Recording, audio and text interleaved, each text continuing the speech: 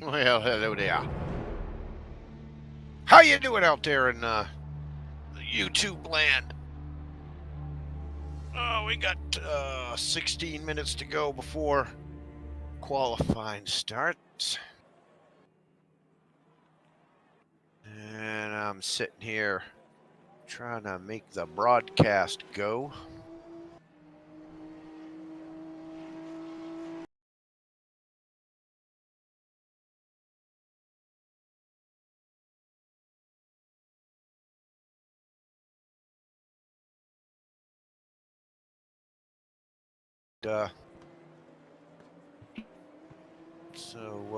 Anywho, what I've got to do to get the thing going is, come on, system, respond to me. There you go. Come on.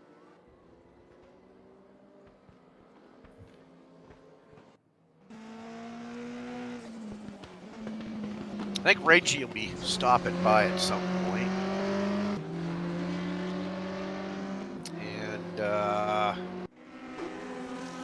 Let's see. Let's see if I can make this thing do what I want. Yeah. I think we do those two things. Come on, computer. You can do it.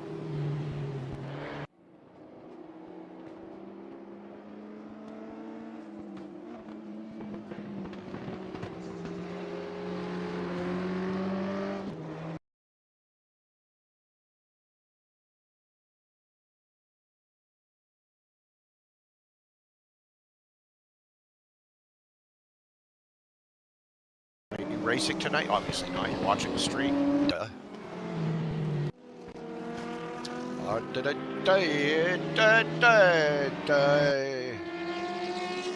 Okay, so game volume's up.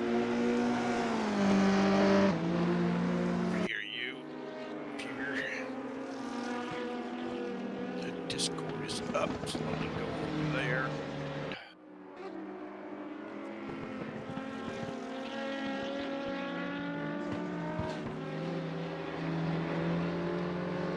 And there we go. Oh, goodness gracious. So, yeah, the past 2 days I've been out in the yard cutting brush. Which, isn't particularly a fun thing to do, but, needs to happen. Needs to happen. Alright, so we can minimize this piece of software. Hello, computer. Oh, goodness. Everything runs just a little bit slower remotely. Let me go over here, make sure the stream sounds all right.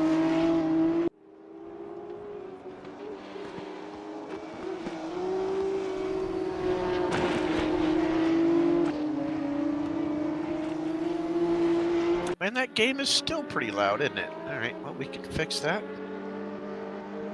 We can fix that.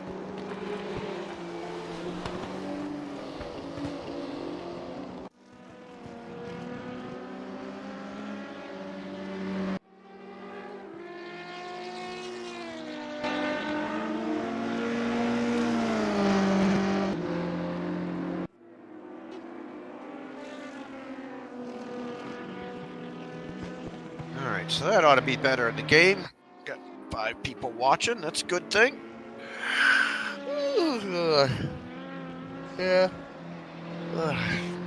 So, yeah, like I said, out in the yard cutting brush, because I've owned this property for 13 years. I'm going to sell it here in another 6 months, and I've been basically nipping off small pine trees and other little brush and other oak trees that have grown up over the last 13 years to kind of fill everything in.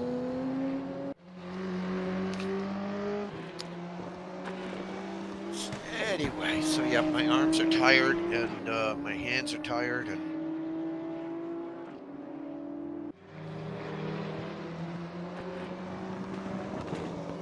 I got a glass of water here so I can stay hydrated.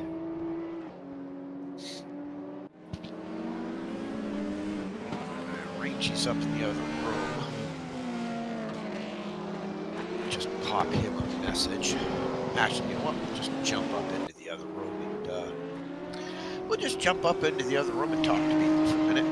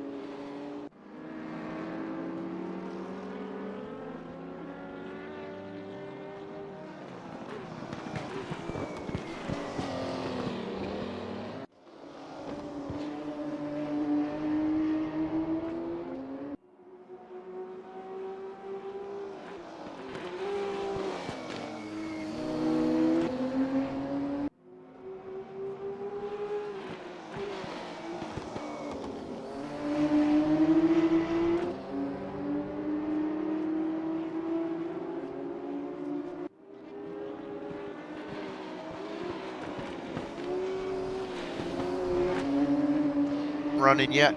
Man, so much going on here. Check the stream, make sure it's running. Grimy Dog.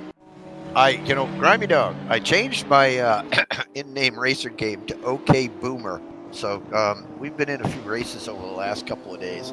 But because I'm an old fart, I figured I'd change my in-game name to reflect my status as a senior citizen. And Amato, you meant good luck, everybody, not good look. I know they all look good, but it's about their driving, not how they look. Yeah, Grimy, why aren't you racing? Myasha, why aren't you racing? Or is it just too damn late? No, Myasha, no full server. Right now, I see 13 people on the timing board, and there are... God, the way this thing presents stuff can be confusing. 5, 6, 7, 8, 9, 10. There are 20, 21, 22. There are 22, 23 people in the server right now, and it can hold up to 33, 34, somewhere around there. And, is Ramiro running laps? He is.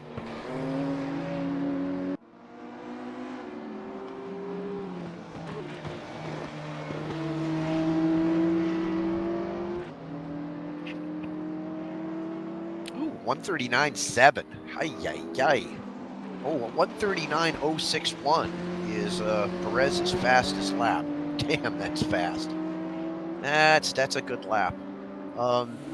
I didn't get a chance to see either the Australian New Zealand race or the EU race. I caught some scuttlebutt and some other stuff, but I'm kind of coming into this one a little more blind than I would like to, but I just had other stuff I had to get done today.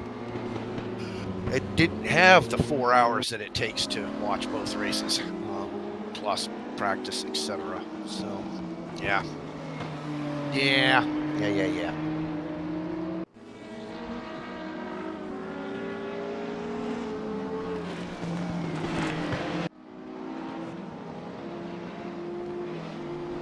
Yeah, the Nissan, the GTR is theoretically the car to run here, but it's also, from what everybody said, a real handful. What? Not to say that the Volvo is any sweet ride, but Rangy threw out some settings earlier in the week that help tame the Volvo up so that the body roll and the weight shift isn't quite so bad. I'd love nothing more to see either the Volkswagen or the Volvo win. But what is it? Rangy said on the Australian race, one car finished. I think that's what he said. I can't even fathom that. I just one car finished. Whether that was gas or carnage or flat tires, I don't know. Yeah. Vajdasagi? What's that? That's a heck of a name, dude. I agree with you. I could race for 2 hours tonight. Oh my god, that melt my brain at this point. Yeah, okay, gosh, yeah, I hear you. Excuse me, yawning in your face. Oh god, sorry. I've driven a couple of these cars around, and they are they are a handful. You've got no driver aids, and I believe the Volvo has traction control, which is amazing for a car of its age. But these things are back before you had ABS or traction control in a big way. But so they're a handful. But also, I don't have the BrandsHatch Grand Prix track, so I can't run this track. So I have no idea what it's like to drive it, unfortunately. So yeah, but that's where we are. We're at the BrandsHatch GP track, boy, which is basically the BrandsHatch Indy track with an extension, and a rather nice extension, if I do say so myself. 4 minutes left to practice.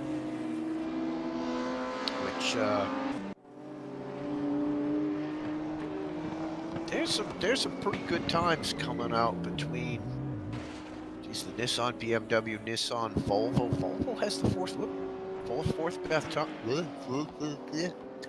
best time. I didn't do my vocal warm-ups, I went to a voiceover convention. Where the hell was that? Where was it? Was it San Diego? Or Los Angeles? Or Sacramento's? It was somewhere out there. And you ought to hear a room of 200 voice actors doing vocal warm-ups with a coach. If you didn't know what was going on.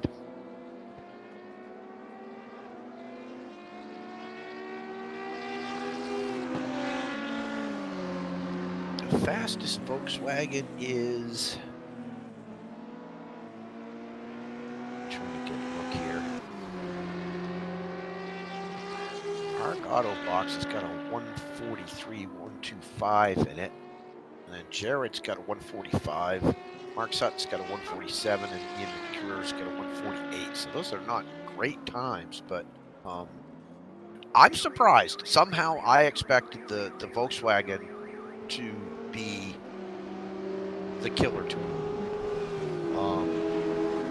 Fastest time so far is Ramirez in the Nissan. Kerry Arnaud is in the BMW in third. Lysorex is in the BMW. Lupu's in the Nissan. Red Nose is in fourth with a Volvo. I'd love nothing more to see the Volvo win.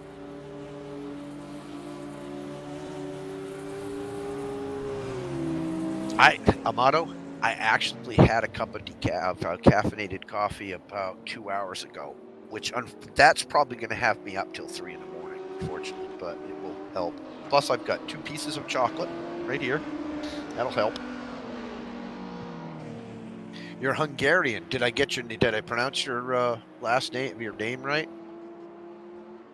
Vajdasagi. I bet that J and D run together in a way I'm not doing it. Vajdasagi. Wow. That's like for someone that speaks American English, to do the denunciation of some of the Slavic languages, German, Hungarian, etc. The VW will win. Ooh. We in the quali yet? No. 55 seconds of practice left. I'd say I bet everybody's pretty much ready for qualifications at this point.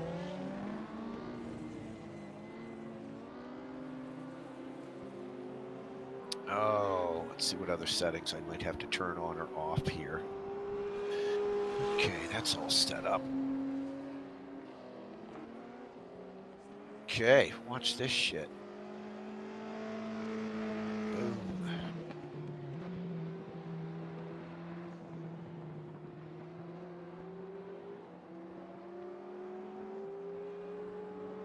Welcome to Ranked RaceRoom ranking on North America Racing RaceRoom channel on YouTube. So that's the introduction. So that'll give me the point where I can just cut it off once it's out. So the previous 20 minutes of chatter and nit-nat doesn't need to be included. So yeah, that's what we'll do. We got 20 minutes of qualifying coming up here, which ought to be interesting. They got a multi-class race. We are at the BrandsHatch GP track with the, okay, I don't even know my own name here.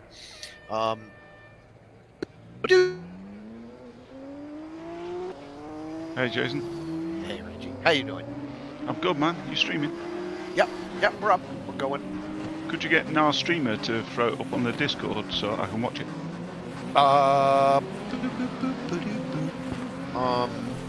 No. Like you did. Like yes, you can. Like you did to me earlier on. Yes, you can. I can. Yes, because you RDP into the server. Yeah. No, I'm already into the server. But hang on a second. I just gotta go over there and then go to computer. Come on, where are you? Where are you? Right there. There I go. Oh, you poor doggy.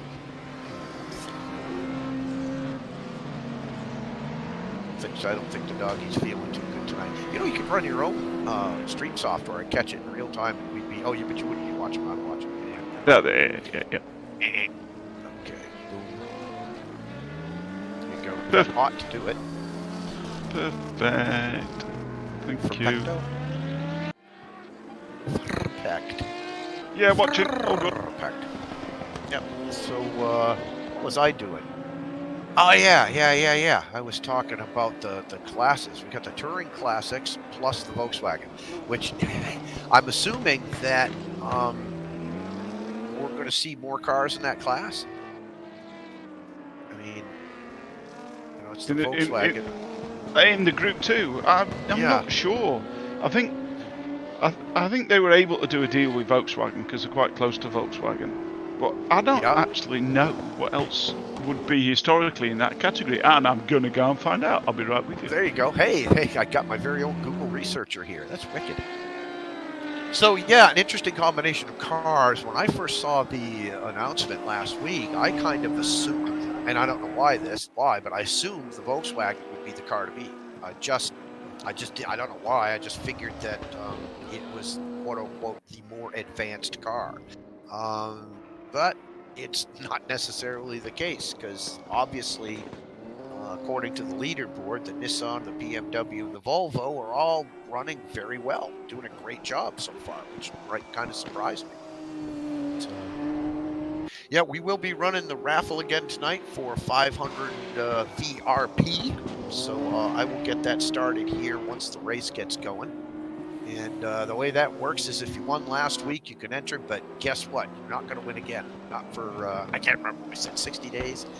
That's what we said. And I'll run the raffle through the widget that comes with the Streamlabs software. And you'll have to join the Discord and give me a personal message, and I can zap you over the code that you put into the menu on the system. And second. Daisy, how you doing? You doing okay? Yeah, that's it. So you have to be present to win. We'll draw right after the end of the race, and we'll go from there. So we're waiting for the first lap to come in because, they're all running around in circles. Interesting that Jared's on hard tires. Everybody else in the top rankings, they're on soft. Maybe some people, maybe they need to. Hey, Jared, did you know you can change your tire choice? I think most folks are going to go on the soft. So, Yeah. I did. I think the Volvo might have to do. If you only want a one-stop, you're going to have to do a stint on the hards, I think. Yeah. Well, that's just part of the conversation about the EU race today, which I didn't catch much of, and I couldn't watch the race. And I didn't see any of the Aussie New Zealand race, was that people were doing a combo. Because the softs, by the time you get to the end of your run, they're just nothing left of them. Which, yeah, but they're still hung together, though. They didn't blow, right? So, and most people were reporting that they weren't dropping too much time, particularly in the Skyline, because it's four-wheel drive. Yeah. I saw somebody said, "Who needs Apexes? I have four-wheel drive." Yeah, man, I was drifting around. I just kept when I was in the practice, and I was having I don't know if you were watching it, but I was having a whale of a time just drifting it around. No, I didn't get to see any. Like I was telling people before you came in. It's like I didn't get to see any of the Aussie race, and I didn't get to see any of the EU race because I was just too busy doing other shit. And I didn't have that 5 hours today. So I'm kind of going blind. But then again, I don't have this track, and I don't have the Volkswagen, so I'm kind of, right. I'm not being able to bring much of my own experience to it anyway. Not that my experience is any good. But VRP, God, that's a heck of a name, dude. In the chat is saying that one VW will win for sure. Which, I don't. The idea of having a multi-class race when there's only one car in the class, it's really kind of odd. I don't know. Yeah. I think it's okay to have. We do that quite regularly in the endurance race. Just in terms of one of the Volkswagens is going to win, and he only has the competition of 3 or 4 other Volkswagens, right? So, but the multi-class kind of philosophy is still there because the others are, how much faster are they? They're considerably faster. That's 4 or 5 seconds for the Touring Classics over the Scirocco. Right. So the Scirocco theoretically can't outright win the race anyway. So, not that it's weird, but it's just. No, and that would be normal in a multi-class race. There's always going to be one dominant crew.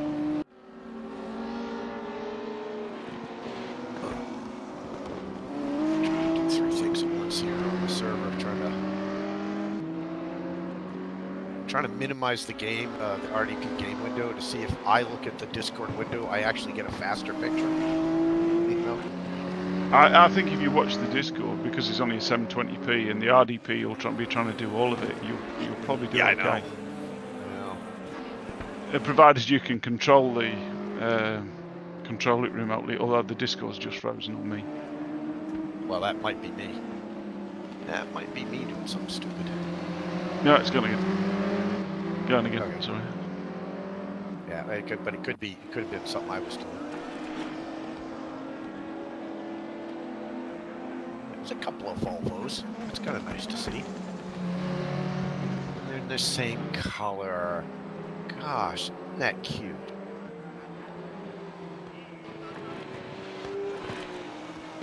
Yeah, I think that's the default livery.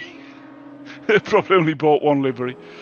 I like the cars where it's like, God dang, there's 5 pages of liveries, and and because I'm an American, I don't know I don't know half the brand names on the cars that are advertisers, even though some of mine are made up, but still, so the ones that aren't, I don't recognize them. The only reason I recognize them is that I watch some of the VLN and other European GT and touring car races, but the driver names, the team names, I no clue at all.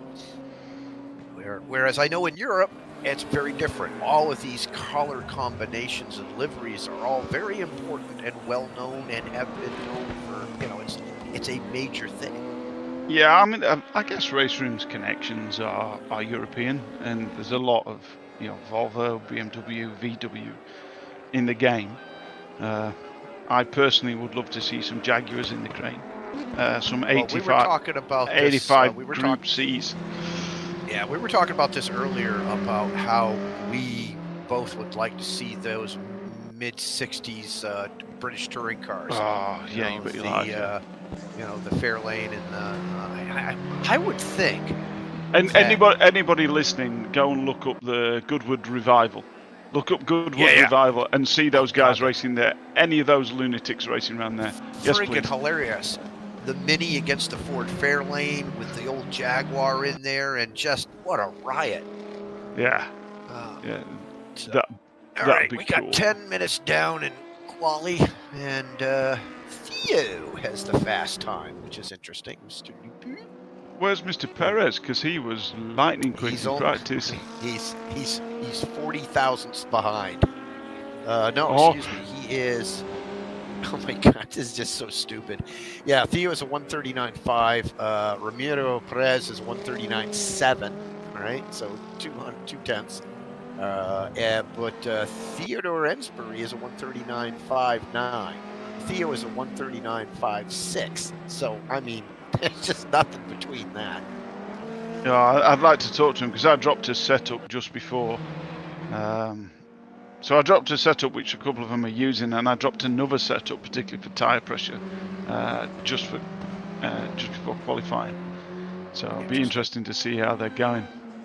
Yeah, carrier load is fourth in quali with and again, respectable 139.8. So those four are very much in it. But the reality is that quali time, all battle plans go out the window when the first shot is fired. So no doubt.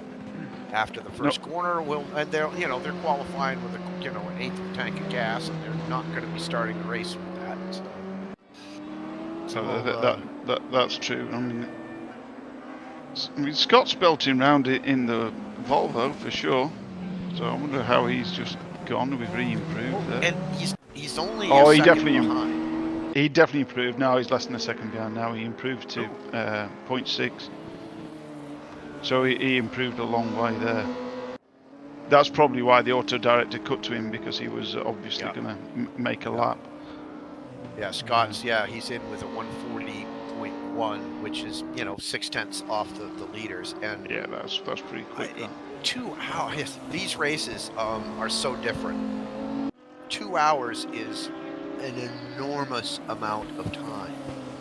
I get done with my 15-minute races and I'm shattered.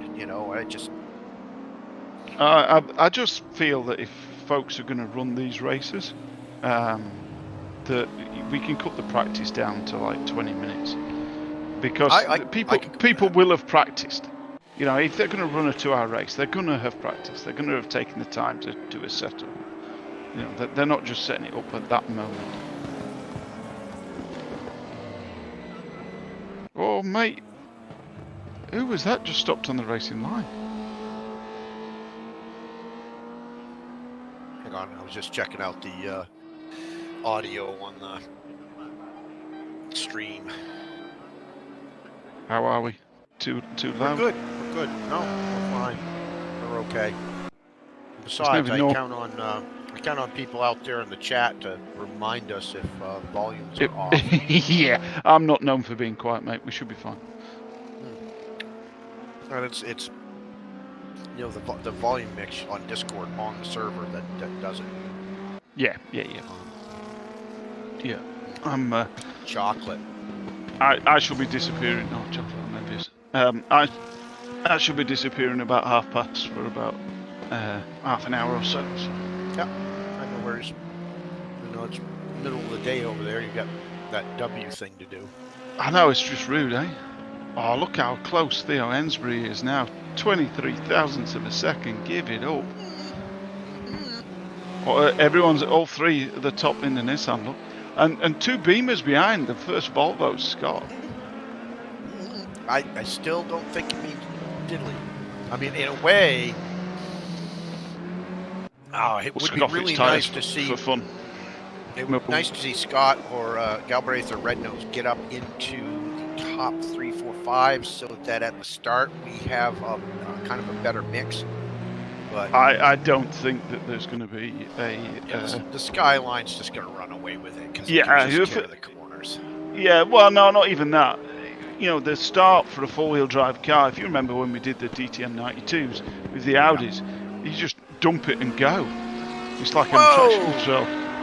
That was like I'm traction control. That was a hell of a little leap.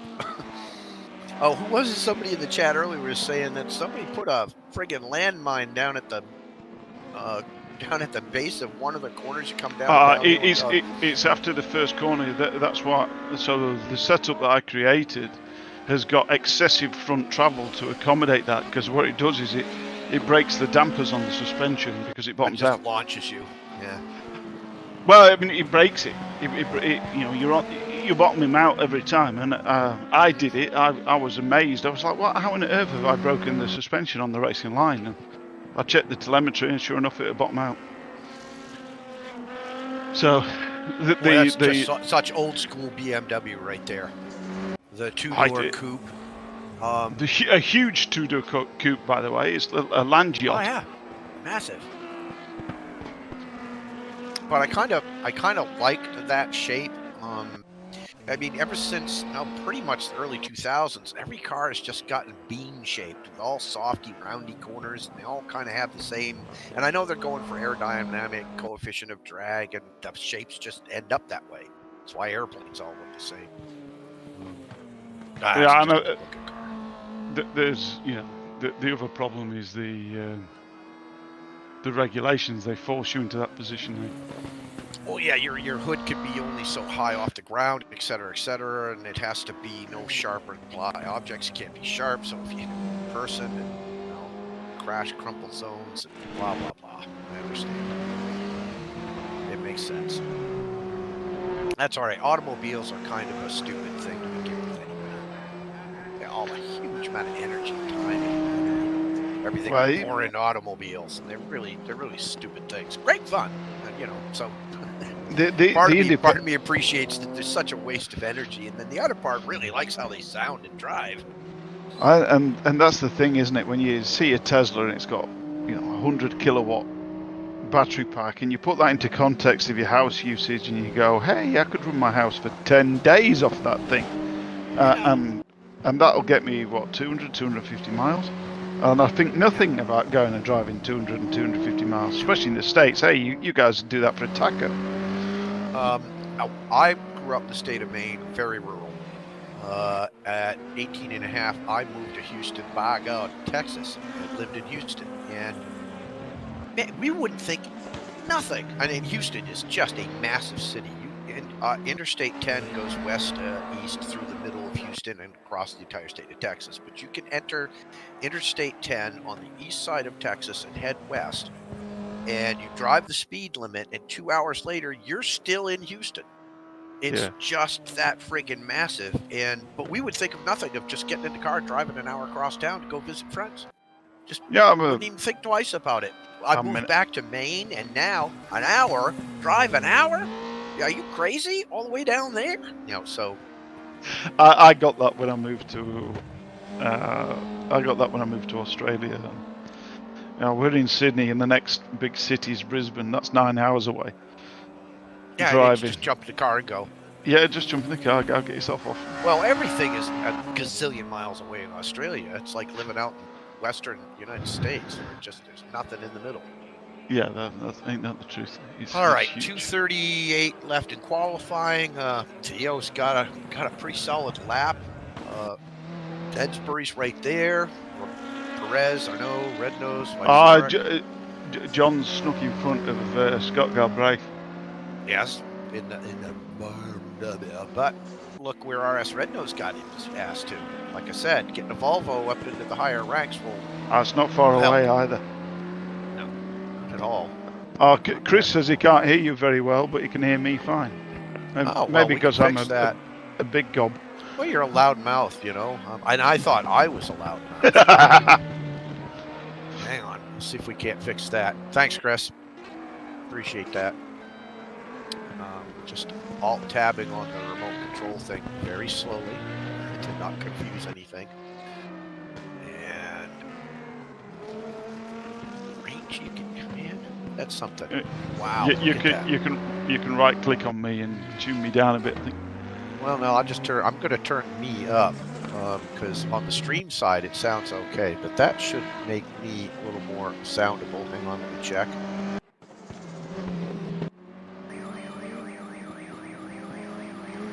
Oh, you checking? Make check noises. Yeah, part of it's the game sounds moderately loud, but that shouldn't be an issue. That should help it. Not at all. Hey, we've not got long left. We ought to be keeping an eye on this qualification malarkey. 57 seconds, according to the clock on the wall. Oh, I'm watching it. That's interesting, right? There's about 23 seconds of lag on the live then. Yeah. No, I was looking at the stream when I said that, so yeah. Oh, I keep hitting the wrong buttons on the server, trying to minimize everything, programs and mouse reactions, etc. Hello, computer.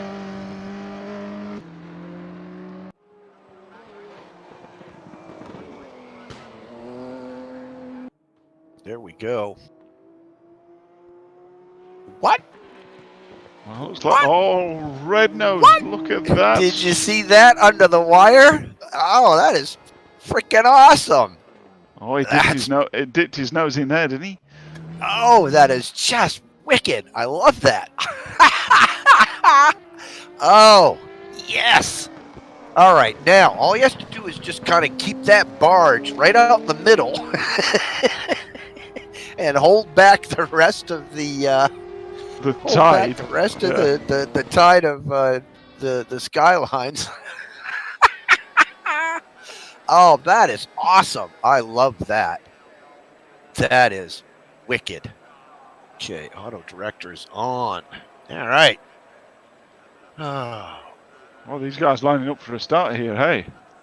Wow. Cool frickin' beans. Good. Oh, so glad to see the Volvo on the line. That's gonna just make things more interesting coming down into the first corner. Might not make things interesting for long, but But the thing is that if he can maintain that kind of speed. Well, I mean, he's obviously got it there. Chris says you're sounding good now, by the way, so we're on. Thank you, Chris. Wow. Okay, when the race gets started, I'll flip over and start up the waffle. The waffle. Waffle.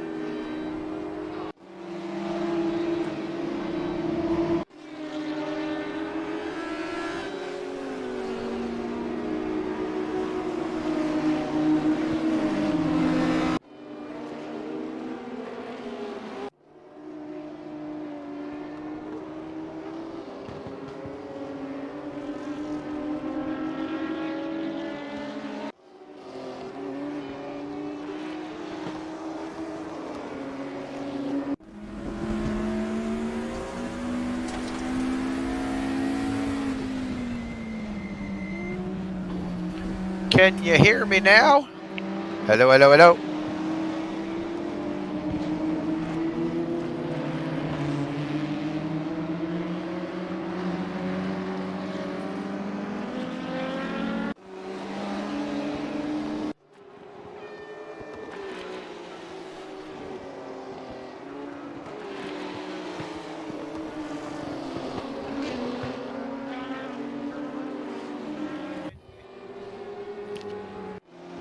All right, so that's back. That's good.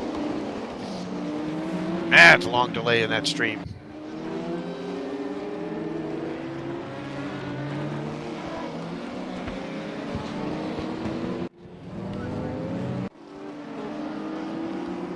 Yes. Yeah, Rangy had it. Somehow Discord got kind of locked up in some kind of way, which doesn't make any sense, but there you go. That's the way the cookie bounces.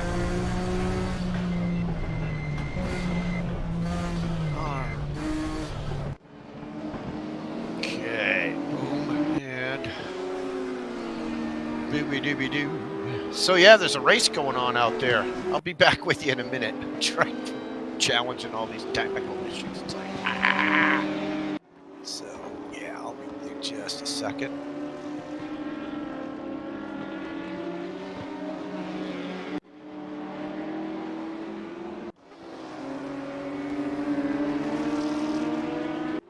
I'm gonna do 3 things at once here, and sometimes that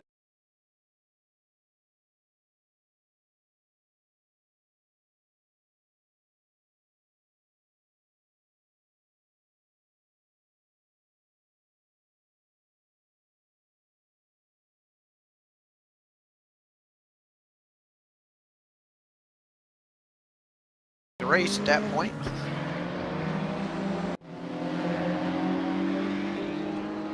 Oh, I hope it didn't hit that button. Find out in a second.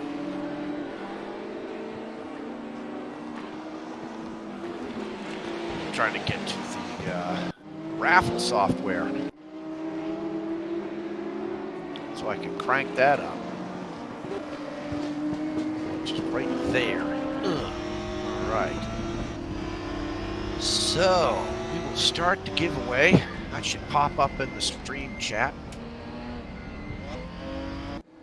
This will run till the checkered flag, at which time I'll close the entrance. The pick winner must be present. It's to win. And yeah, let's see. What is that? What is that? There we go. Now we control the dang computer for a bit.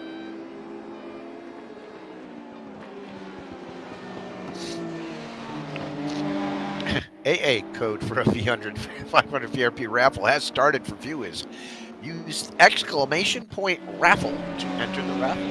So just type that into chat, and it should echo back with a little "you've signed up and got an entry for the raffle." But before you do that, before you enter, if you are subscribed to the channel, you get 2 entries.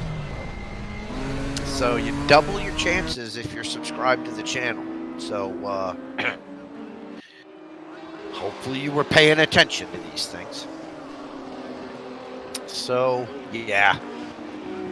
All right. How we doing over here? Whee! My name is.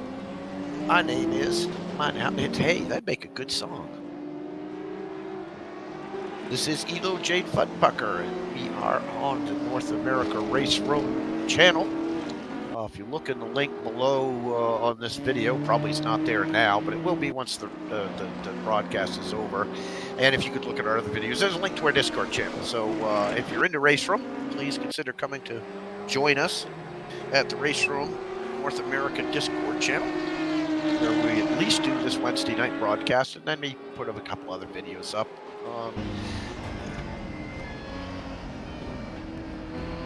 So that's that, huh?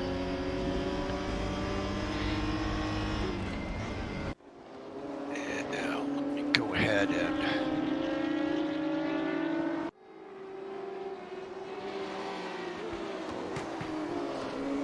that. That is interesting.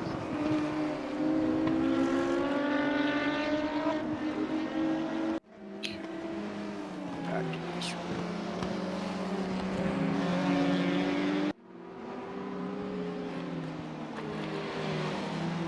So we got about 10 minutes down in the race, and Mr. Perez is taking the lead, which is not really any surprise, but he's running some really good laps, 139s. I am going to suspect that he put a light fuel load in, but I don't know. Interesting that Theo has gone out on hard tires, and he's dropping back 2 seconds a lap. Theodore Ensbury is also on high tires in his Nissan. He has been running 141s. Theo's been running also 141s. Kerry Arnaud in the BMW is actually running, his best lap so far is 140, but he's also running the mid 141s. And of course, all three of them, Arnaud, Ensbury, and Lupu, were in a little gang together. So, yeah. Interesting. There should be some other races, of course, developing as we go by. Hello, we've got 2 people out of the race already? Hang on a second. Let me double check that.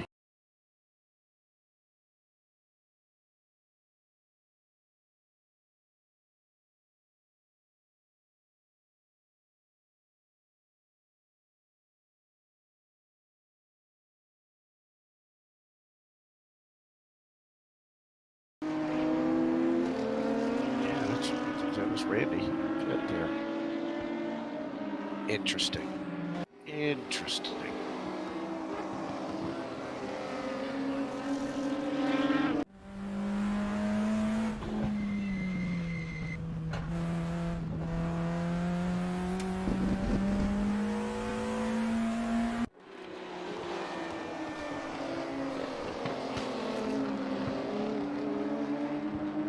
Yeah, that threesome of Lupu, Ensbury, and Arnaud looks to be sticking together. We'll see if they're actually racing each other, or they're... I mean, the smart thing to be doing right now would be for Kerry to be just basically drafting Ensbury and saying, you know, hey, let's work together and go get him. Not that you're going to get a lot of bump drafting here. This isn't Super GTville. That kind of action is kind of frowned upon. Oh, nice pass. Damn, Scott, that was an awesome pass. And that is a brutal place to get it wrong. So, ballsy pass. Oh, I believe this little front end damage on that was Scott. Shows he's got 0 damage. Let's go take a look at that. But, yeah, he took a header in the nose. Let's go down and see what's going on. Sean Patterson is out of the race. I have no idea what happened there. Mars Nera is out of the race. I have no idea what happened there. Randy is in the pits. Probably just got some damage corrected. Wantner is also in the pits. It looks like he's getting some suspension damage fixed. Interesting. Okay. Well, that sucks. Did anybody see what happened with Sean Patterson and why he's out?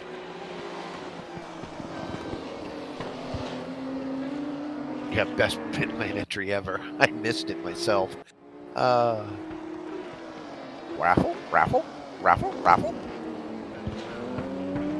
Chris Harrell, you received 1 ticket. Actually received 2, but it says 1. Grimy Dog is in. So again, there's a raffle. Raffle? Uh-oh. Well, what happened there? He's not having a good time. That's pain. That's painful. He's still in the pit. That was Randy, right? Oh, Randy. Yeah, it looks like he's got some other kind of damage, and he's gonna have to limp his way around into the pit. He was just in the pit. Interesting. Well, I'm sorry I missed it. The auto director is pretty good, but can't be everywhere, and neither can I. Oh, that sucks. Yeah, you can see he's got that kind of suspension damage where he can barely control the car. Look at that. Look at that. Oh, bouncy, bouncy. Oh, and that's a long drive around the track to get back because he just came out of the pits and now he's got to crawl that thing all the way around the track. Wow.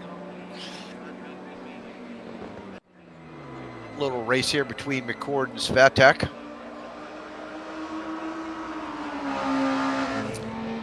And those are, no, actually they are not the two leading VIWs. But we have a shipyard here called VIW. So anyway, wow. The coffee's not helping. So yeah, both of them in Volkswagens, but the lead Volkswagen is actually ARG Autobox up here, who is on Red Nose's tail and giving him a run for his money.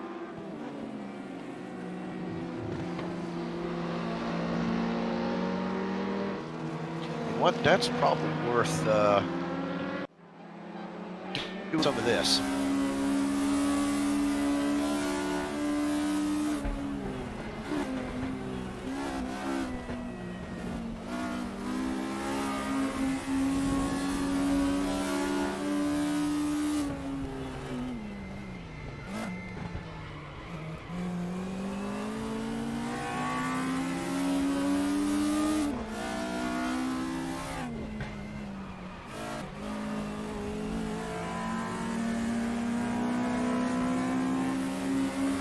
On board with ARG Autobox, kind of running in 9th place, and kind of he was right up on Scott there a minute ago, but now he seems to be kind of at a pace that is. Well, look at Scott just left him. Whoa! Holy crap! Interesting. So that turbo is a huge thing, but watch this. I think what's going to happen is once we get into the corners, we're going to see him catching up. That was interesting. Scott really took off there. I guess that turbo probably makes a big difference.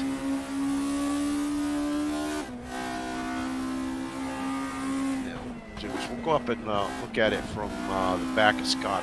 Start looking back. Got a bit of a race going up top. Hang on, we're going to jump up here and take a look at these three. They were getting pretty close there for a second.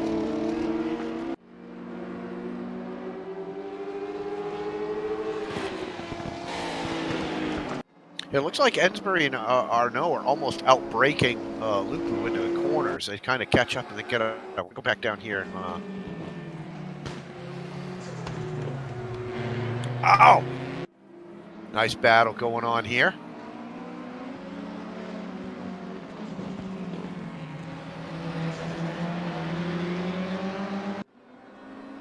Red Nose is the fastest Volvo at this point.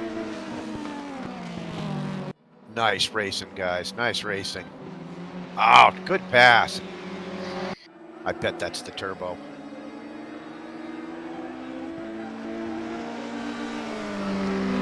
And boom. There's one BMW in the taillights there. Nice pass and good to see. I'm kind of rooting for one of the Volvos to get up into the top 5 at least. I think maybe the Nissans are going to have it one way or another, but we'll see. Batek is down here battling with McCord. Again, the two Volkswagens from the apocalypse. I imagine these two are going to go back and forth a bunch. But their competition, ARG Autobox, is 5, 6, 7, 25, 26 seconds ahead. So they got some work to do if they're going to catch it.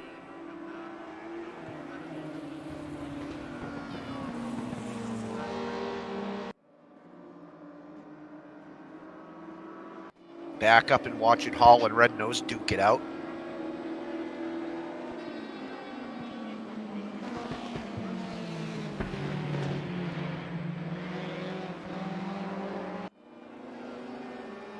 $20 minutes down in this 2-hour race. And that's a long time.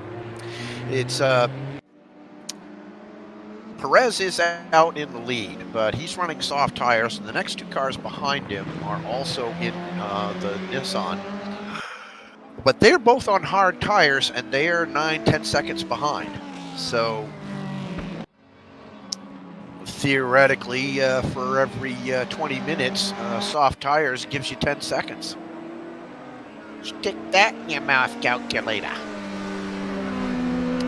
Looks like we might have had some issues here. Yeah, somebody went off the track. Who is it? They're dropping fast. Is that Kerry? Yeah, no. That was John.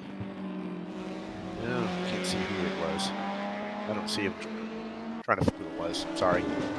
Oh, you know what? That was Mr. Chris Wunter who was off. And what he was is he was one lap down, and he got in the middle of these three. So yeah, and that was a back marker causing the situation. Back down to the VWs, and there they are. I think this is going to be 2 hours of these two just duking it out the whole time.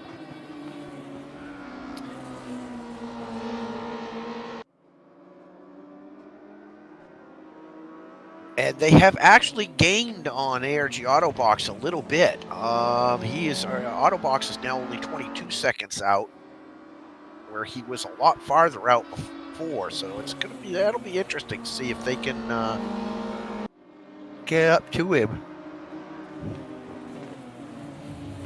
Again, we got 3 people out of the race. On the bottom 3. Randy De La Cruz, Mars Naira, and Sean Patterson are all out of the race for whatever reason, which sucks. It just sucks. I guess in a way, I hope it's their own doing as opposed to someone taking them out. But I imagine we'll hear about that soon enough, I guess. Yeah, Chris, he probably hit the landmine. He backed up the pit lane, Crimey. That's just never going to work well, is it? Sorry. Oh, God.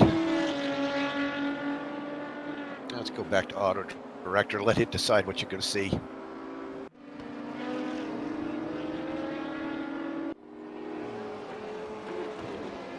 Yeah, that first corner in this track is, man, it's to get it right. You're just right on the edge, and I've not gotten it right a lot of times, but when you get it right, you just go, oh, wow! But to try to get that entry into that corner down every time, I've found to be really hard.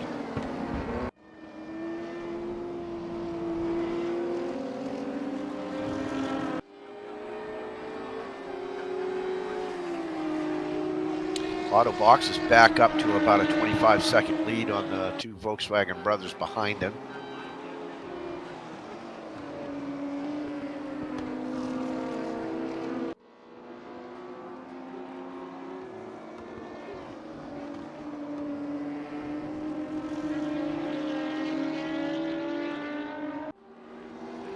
Interesting. Perez's lead is now 10 on Lupu and 11-12 on Ensbury, but that's about where it's been. So he's not really gaining much anymore. And in fact, his last lap was a 140.3, whereas Lupu was a 140.6, Ensbury was 140.6, and Arnaud is 140.4. So he's still got a few tenths per lap on them, but I don't think he's going to hold it. We'll see.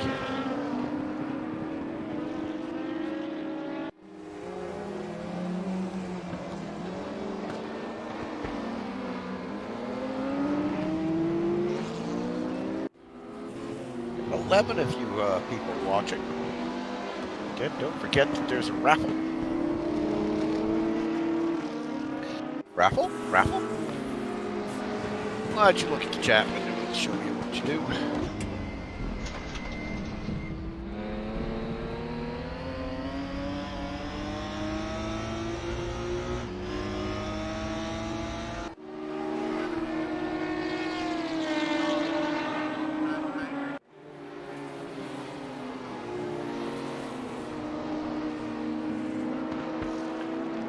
Chris Wantner in his GTR was last, has just put in a 141.8, which is not that far off the other Skyline. So interesting. I'm pretty sure he got whacked upside the head earlier on. Shows him with 1% damage according to the director software. Not that that's always super accurate.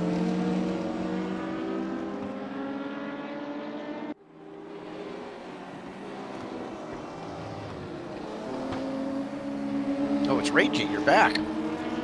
So soon. 2, 3. I was waiting for it to kick in, you know. Am I up now? So we've got 3 retirements. Randy De La Cruz was in a Nissan, and he crashed pretty hard. Was in the pits. Somebody said he was into the pits and backwards or something. So anyway, and he came out of the pits and then did something else bad, and now he's retired. We also have 2 other retireds, but don't know what happened. Things have spread out. Is Sean retired? Because he says he's only +2 left. Sean's retired as well, then, hey? Yeah. Okay. Yeah, they're parked at the angle of the pit. They're done.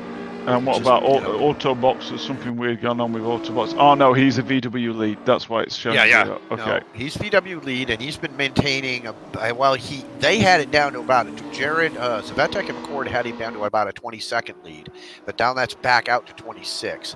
So also Theo Ensbury and Arnaud have been pretty much close together, but they ran into Chris Watner doing they lapped him, and then in that process Watner went off the track, and there was I don't know if anybody got hit or whatever, but it separated these 3 out, and they're now kind of running separate.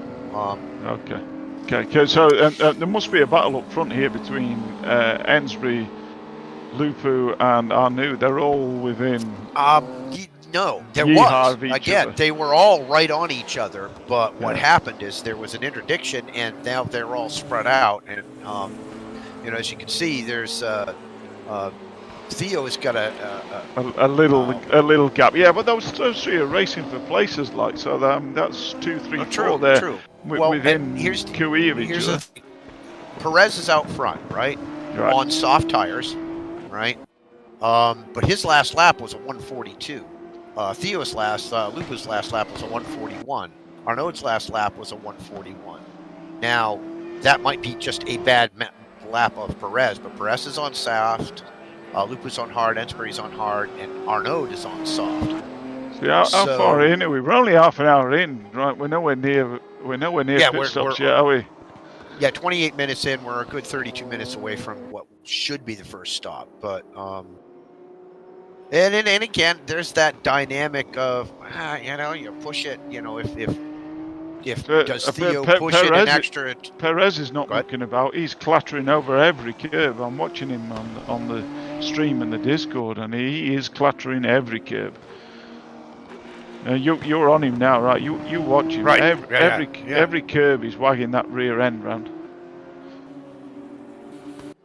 He's see him throw it in this one, because you got to go over the curb here. Whoa! Wow! He's there you go. There you go. That won't be good either. I watched the front end let go on that, and what I was about to say was, doesn't this thing eat tires for lunch? No, it doesn't. No, because it's distributing the load across all 4. Well, that's really good. Now Theo is right up the. Yeah, it'll be interesting to see if he's got any damage. Oh, look at him, all of them, and that's now. Did that do damage? Has he now got suspension damage? Oh, I loved watching that. Who's right behind him in the Volkswagen? I don't know. That's he's out of position. That's Zvetek. That's Zvetek. Oh, is it? That's Jared. Yeah, and did you see him flashing his lights? That's cute. Oh, he's still on it. I'm coming for you. I'm coming for you. Jello's trying to get the hell out of the way of this train. He's like, oh, leave me alone. Get out of my way. And don't overtake me on the corner, you sods. You've got the pace. So Theo is now 2.3 back from Perez, where he was I'm 10 seconds. I'm wondering if he's got the hump with Theo. Maybe Theo didn't give him a lot of space when he came round. Or was it Jared who accidentally put his lights on to blink the last time? No, that wasn't. That was Scott. Or no, was that Scott? I don't know. Whoever it was, basically said, no, I wasn't touching the lights.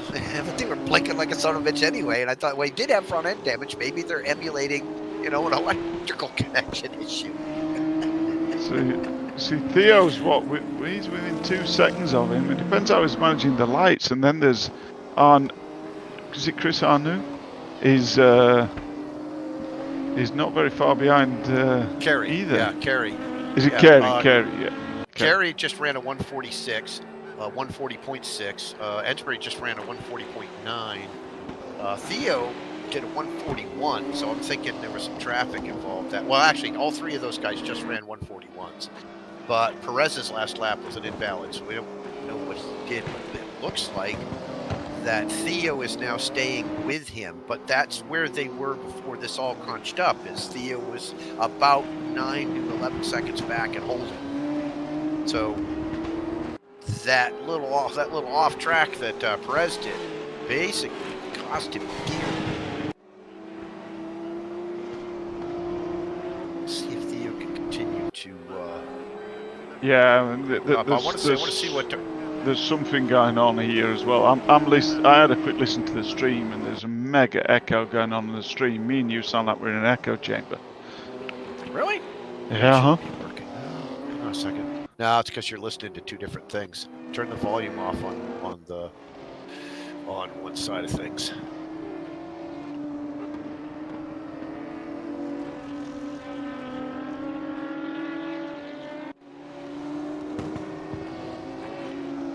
It's on your end because the stream sounds fine. Yeah, the only sound I hear when I'm doing this is the Discord chat.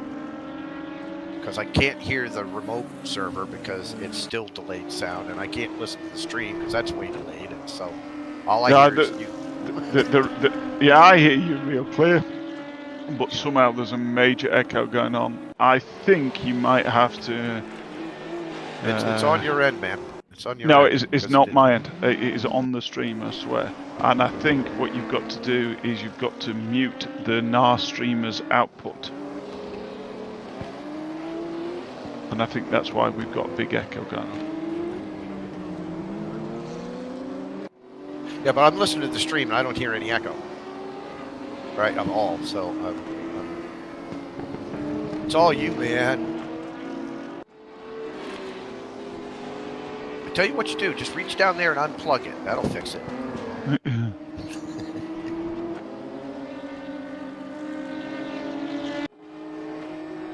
No, ma'am. What you need to do is put it back in a box, seal it up, send it back to where you bought it from, because... I think you might be right. Yeah, Grimy Dog agrees with me. Agrees with you. I've rolled it back. Sorry, guys. The reason for the echo is because I had my software on for the base shakers because I previously had RaceRoom. Yeah. So it was going loopy, and making me think I was in a bucket. These races are so much easier to do. When I do a 15-minute race, man, it's done, it's over damn quick. That it's not like you're pressured to come with something to say, but there's no real time to kind of, relax. These 2 hour I don't know. races, From past experience, me and you can talk shit for hours. Yes, but does anybody really want to listen to it for hours? Don't know. Who knows? Hey, there's how many people watching? 13 people watching. Apparently, people want to listen to us talk shit for hours. Yeah, no, 2 of those people are us. Oh, yeah. Details of the clocks, man. Jesus, nobody from Europe or New Zealand or Australia is rushing into the stream to get to partake of the 500 VRP up for grabs, which kind of surprises me. I'm just thinking, people would just scab onto it just so they can get that. I've done it. Honestly, I think it's the same in the US, is that if people who've got this game have gone, screw this, I like this game, I'm going to give them my money. And they've given them all of the money. Right? They've bought the premium pack, they've done everything. And I know that I have. And I've even paid absolutely over the odds to make sure I can get the Citroen, which is not available for sale on the RaceRoom store anymore. But you can buy it. You can buy an old DLC bundle for a stupid price, by the way. They're far too much money, but that means that you get the Citroen WTCC that you can't buy directly anymore from the store.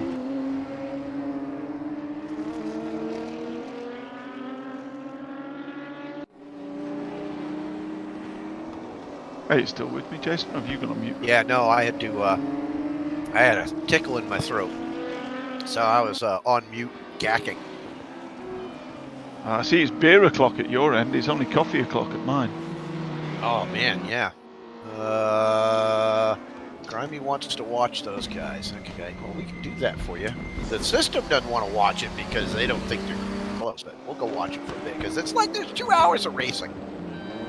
Yeah, well, yeah, they're close enough, and they're both in the same car, so that's kind of interesting that they're.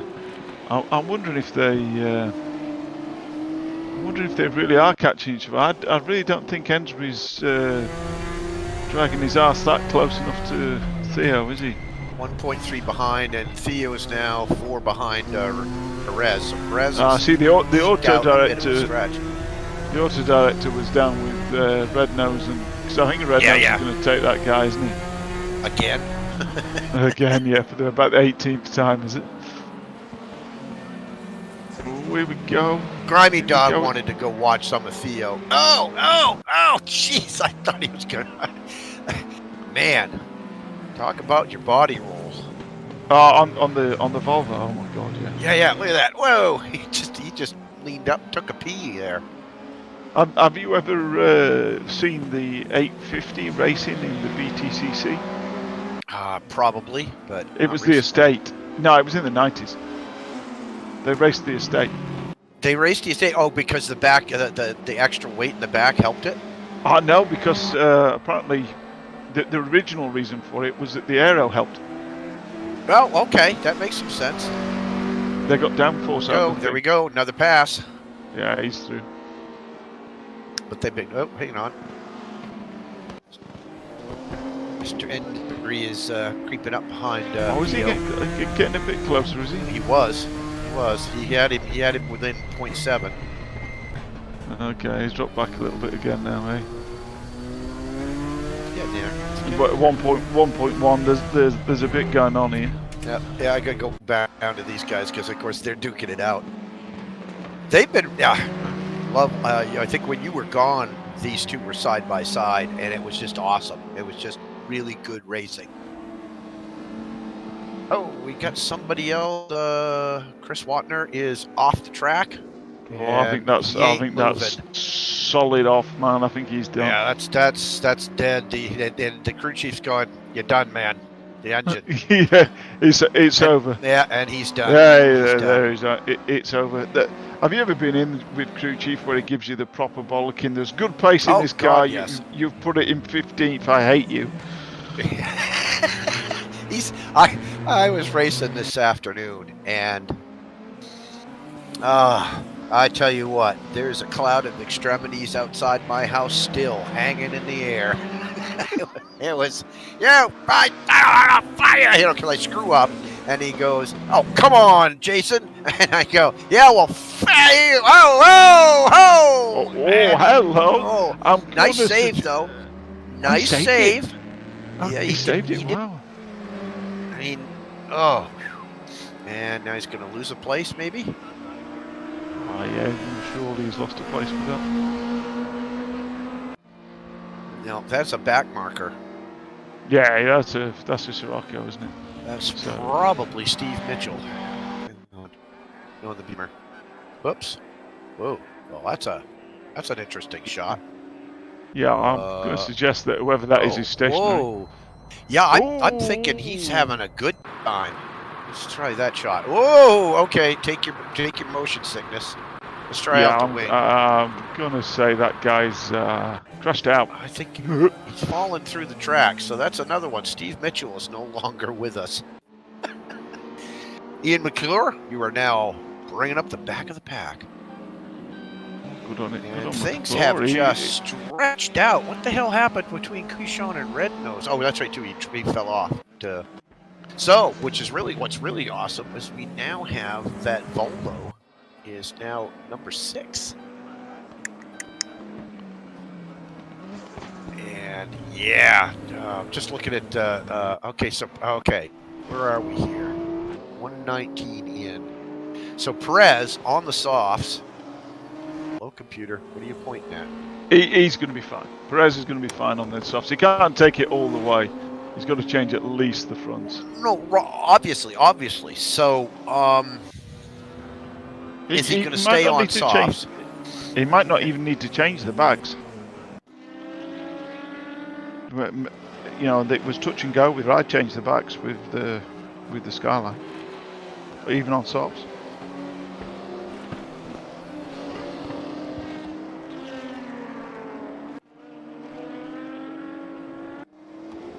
So sometime tomorrow morning, the weekly This Week in Ranked RaceRoom Racing will be out. A little short video that Rangy and I put together. So we taped some of that this afternoon, going over next week's Enduro race and some of the other races that are up for next week. So if you hit the North America RaceRoom channel tomorrow morning around 6 or 7 a.m. Eastern Time, there'll be a video up there going over next week's selection of races. And that's kind of fun. Next week's looking interesting. Yeah, that's about all I got to say about that. And I didn't get a hugely close look at the other events. I know there was talk about changing. There was talk, like last Friday, I heard some talk about lowering the rating level for the nightly 1-hour race. I think that's going to happen. Certainly for the US, it's going to happen, I think. It kind of has to. I mean, it's just we don't have enough 1,800 or 1,600 plus racers. God, I mean, if you do the maths, like, because everybody's visible, all their ratings visible. Yeah. If you have a 1,600 race, you've got like 20% of the ranked population who can race. You know, it really is a top 20% race that at 1,600. I know everybody starts with 1,500, so they think that if they've got less than 1,500, they're not doing very well, but that's not true. No, I'm high 1,300s at this point, and you're probably mid-pack, Jason. I would think at that.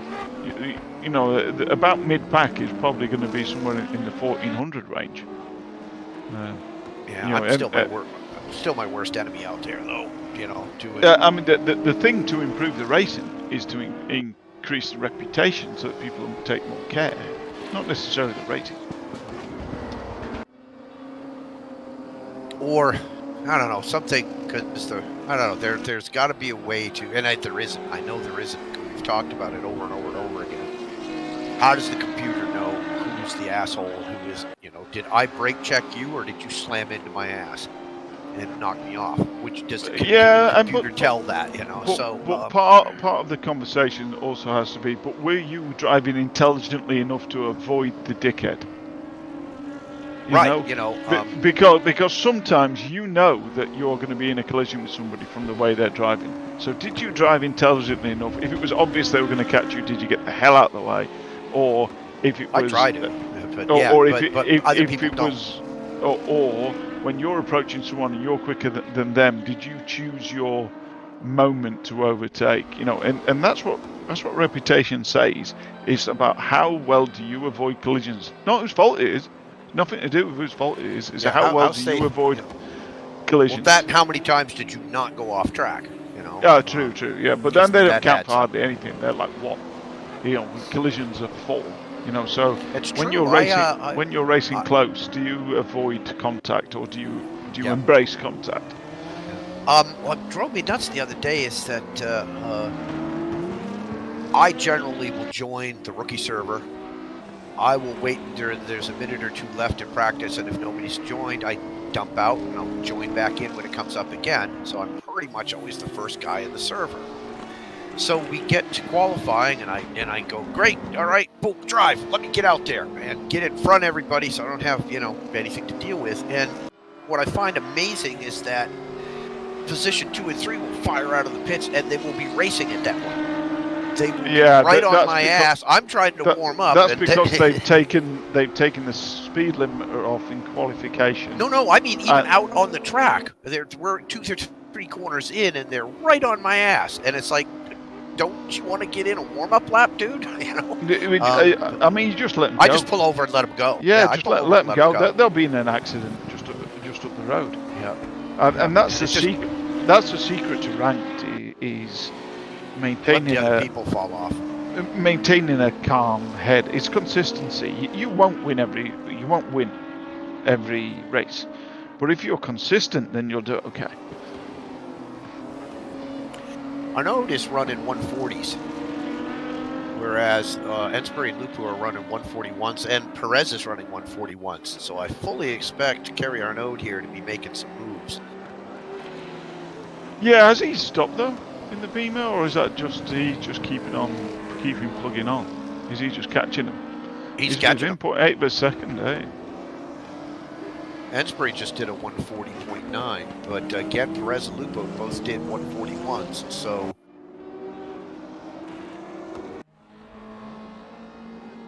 Uh-oh. That's not good. Mr. Rednose just had an off, and is he running funny? Yeah, it looks like he's down. It looks like he's down on the front suspension. It doesn't show damage on the chart. That indicator doesn't seem to work really well anymore. I don't think it ever did. I think they're trying to tune it to work. No, he looks okay. Might be juddering a bit there. It's hard to tell. And that would be a shame to see if he. But he's close enough to his, I mean, the Volvo looks like crap anyway, doesn't it? Let's be honest. When it takes a corner, so aerodynamics. You're never certain if it's broken or not. Aerodynamics and the Volvo aren't two words that should be mentioned in the same sentence. What's interesting is that Scott and Foucher, both in the Volvos back there, are both still chugging along, and they are, 16 to 20 seconds back from Rednose. Yeah, that's not bad. That's not bad though, mate. I mean, why are they 45 minutes in and they're 20 seconds back? They're going all right. Right. Damien says he didn't get a chance to try these cars and that they look fun. And I got to tell you, they are fun, Damien. And the Skyline's a four-wheel drive weapon. The Volvo is hilarious in a straight line. Perez is into the pit. Oh, he's in, is he? Interesting. Ow, that 48 minutes in and he is pitted. I find that interesting. I did the same, I'll be honest, but more out of boredom. But I'll be honest, he could throw hards on and make it from there, no problem. Maybe he thinks the guys are catching him, so he might as well, instead of getting himself into a fight, he might as well have the pit stop. And that's what I was thinking. Lupu was on hards to begin with. So is he going to stretch the entire race on hards and not worry about it? He could. Because he's now going to have... That might be a masterstroke right there.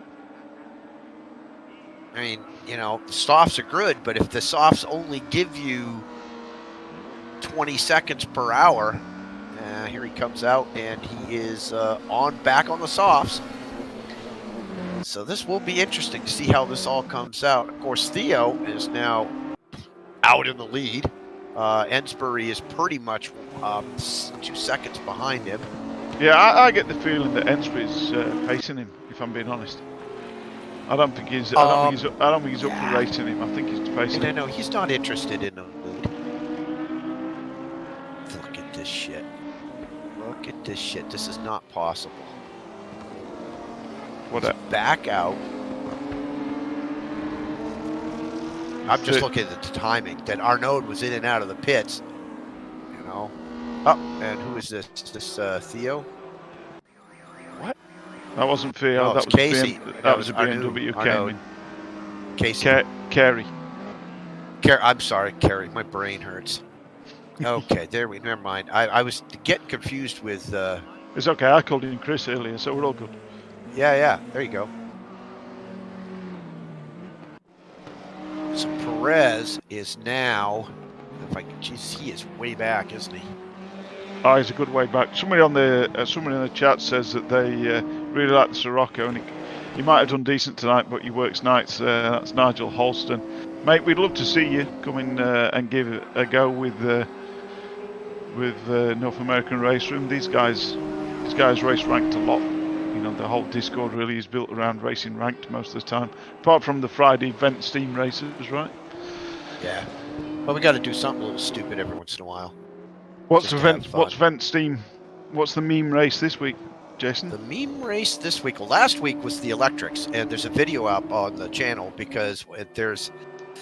What's really great is I did a front end ride on the front bumper ride on a lap, a full lap, and all you're hearing is this. It feels like you're in a jet because you're hearing the wind noise and some whistling and some whining, but there's no engine noises. So last week was the electrics. This week we are gonna go and do the CR ones at Sonoma long track. Oh, are you? So the CR I think I'm busy on. I think I'm busy Saturday afternoon. That's too bad. That's too bad because I think I'm busy doing CR1s at Sonoma. Ah, je comprends. Yeah. Let's see. So we will get going at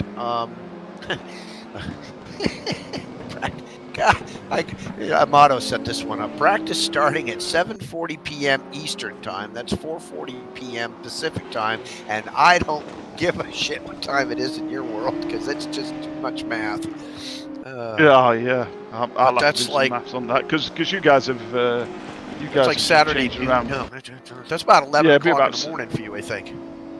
Well, with the change in daylight saving, you guys had daylight saving changes. Okay. I can't keep track of that. So that it'd probably be a little earlier because it was about 1 o'clock, I think, or midday. Hey, Damien, thanks, appreciate it. Make sure you subscribe to the channel, Damien. We like those subs. Also, Rangy Rover has received 1 ticket. You're a commentator. You can't get a ticket. Where's my software? I disqualify you. I got a ticket. What can I tell you? It gave me a ticket. Shit. Can I enter? Maybe I should go and enter. Well, it's a raffle, right? It picks it automatically. Why not? Yeah, but the people running the raffle shouldn't be entering it. It looks bad. It just looks bad. I don't know why I win every week. Yeah, it's incredible. Look at us. We're brilliant. Oh God. I've right. got to go. What's going on in the race anyway? Oh yeah, shit, yeah.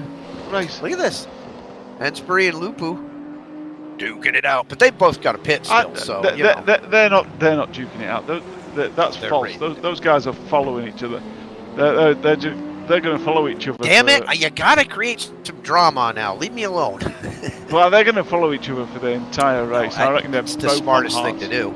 Are they on hards, both of them? No,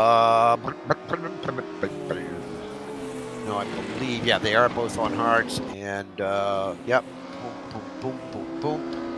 Ramirez is running 140.9 on his softs, but the thing is Theo is running 140.9 on his hards, and Ensbury is running 140.7s.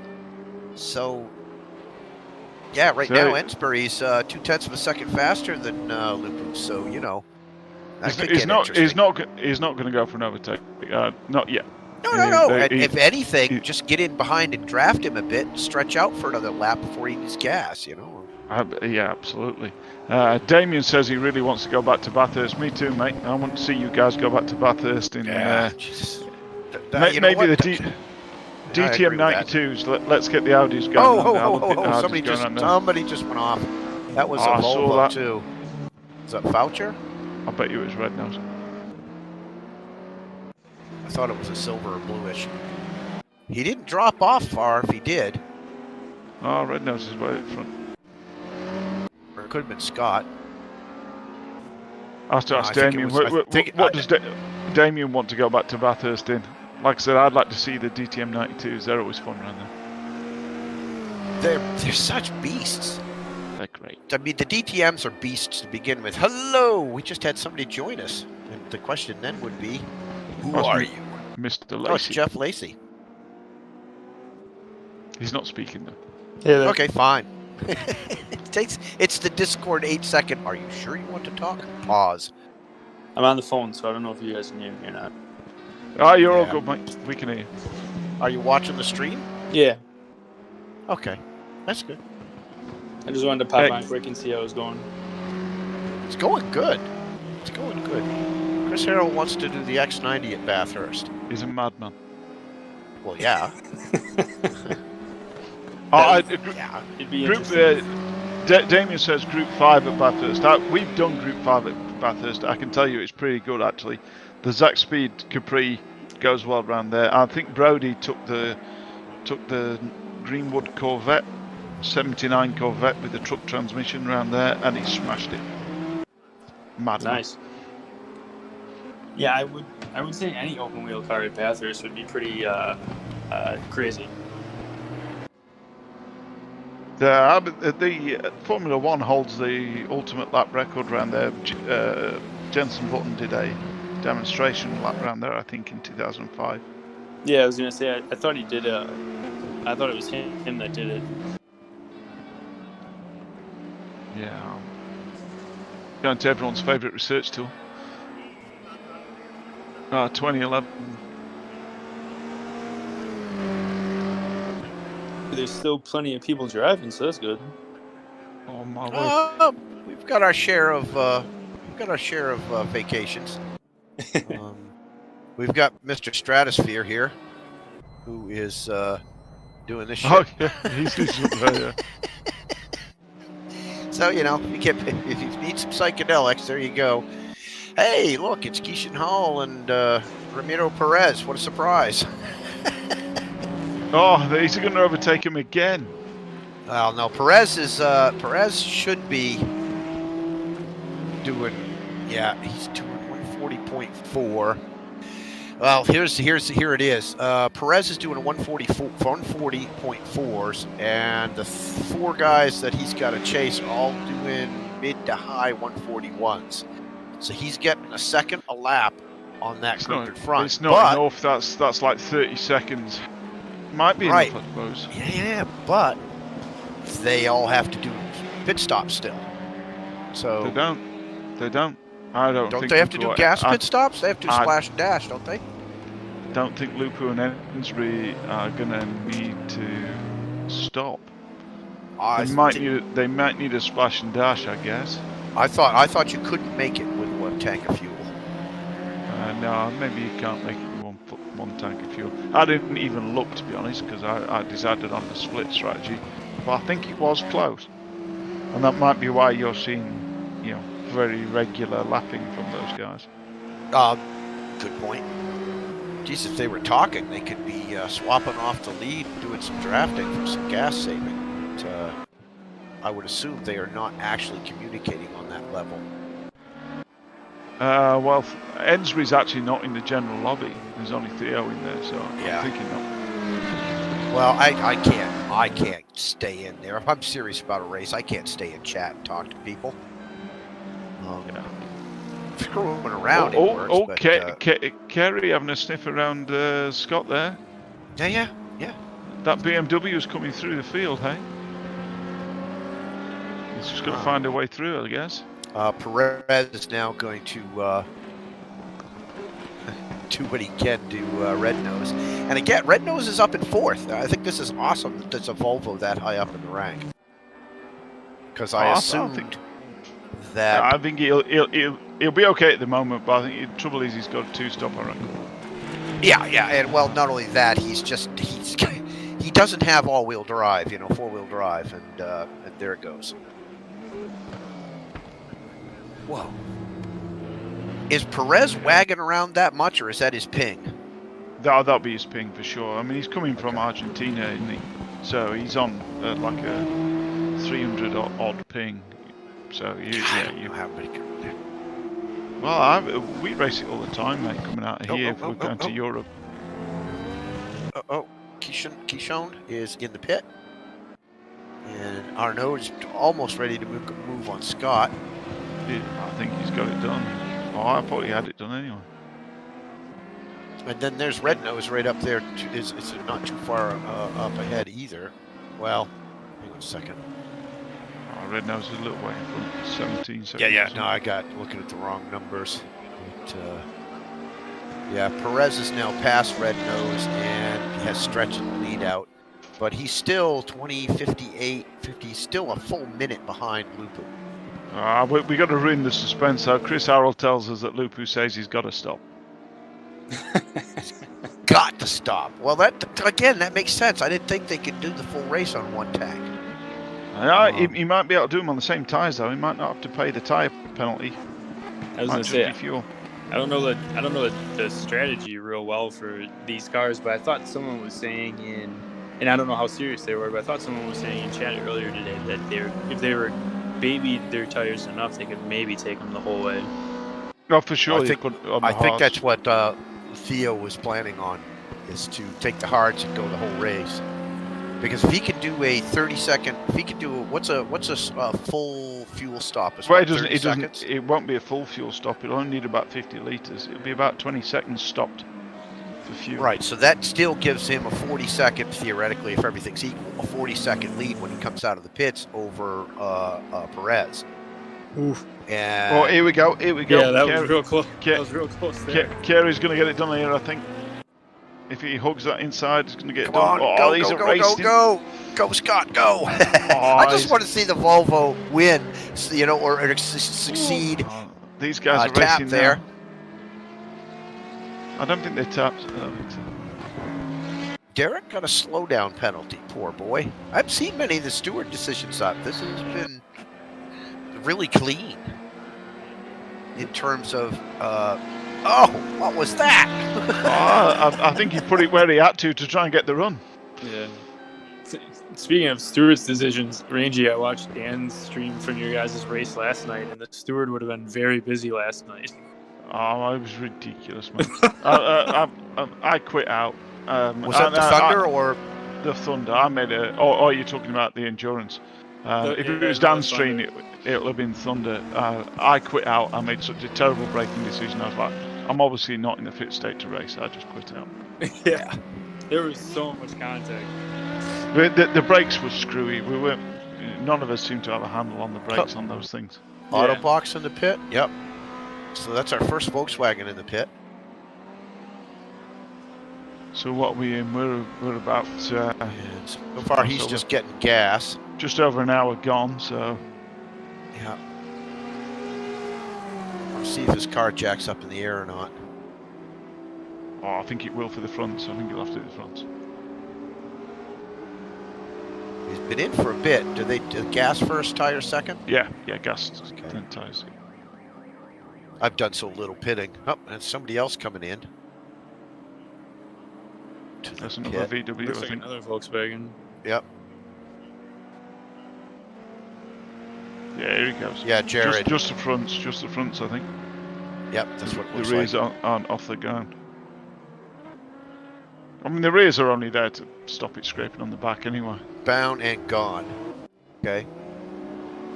So Jared, fuel. You can hear that.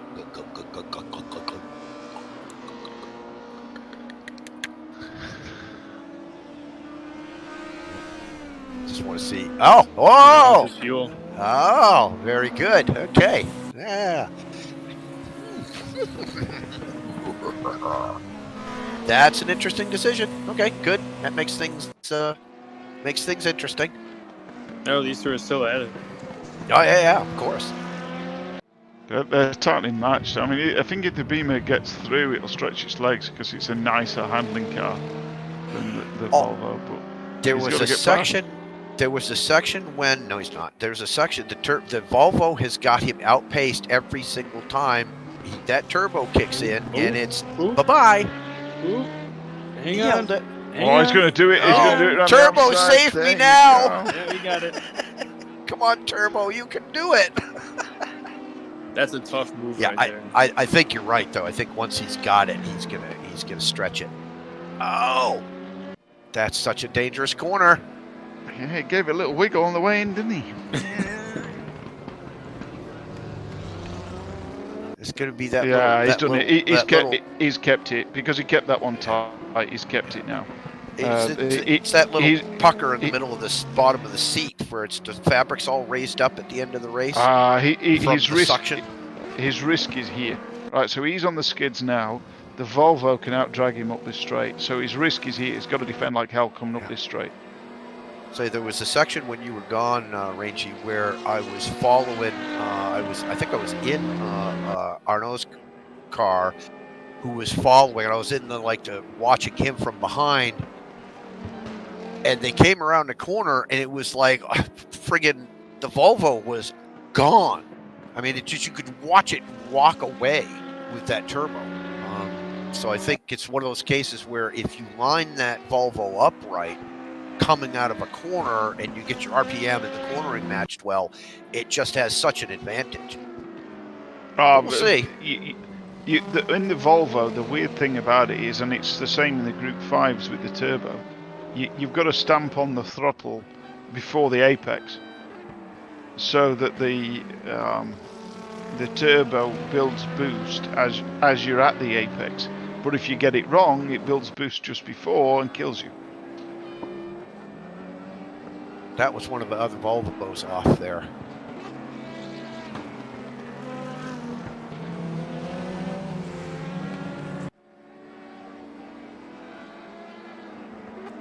Yeah, that was Scott that was off, I think, back there. I can't remember who it was now. Oh, well. So, yeah, 53 minutes left in the race, and neither Lou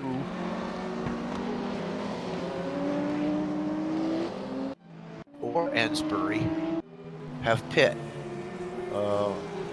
Wysorek has also not pit. Interesting. Really? That's the gap, and he hasn't pitted? Yeah, no, he hasn't, and he had issues.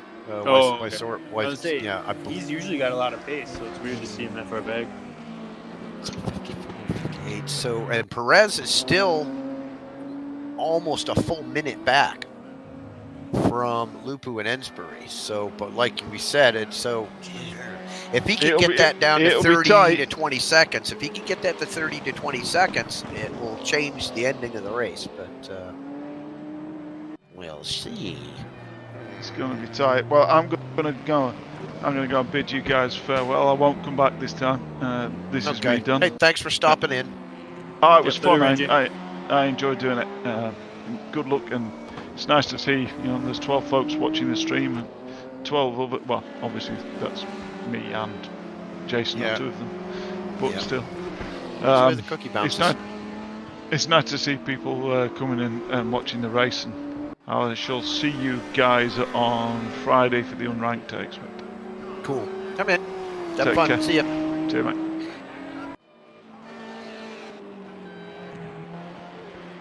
He saved what? Well, the Scirocco in front of him only changed the front tires. So I think it was about 15 to 20 seconds. I think full tire change is 30 seconds. So a pair is only 15, but that might be enough.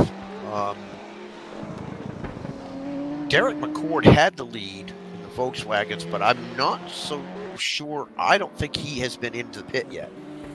So I'm pretty sure he hasn't. I wish the system flagged whether or not they'd actually been in the pit. Yeah, I was gonna say that'd be nice. It does when it's a pit. When pit stops are required in the race, it tracks whether or not that has been done and whether et cetera, et cetera. But it won't. Yeah. It doesn't track it outside of it, unfortunately. So I don't think Derek's been into the pit, but all three of these guys have. ARG was in. He was the first one in the pits, I believe. Jared was in, and Argbox. Yeah. So we'll see. We'll see. And I don't know where Sutton is in terms of pits. I lost track of it. Yeah. But we'll see.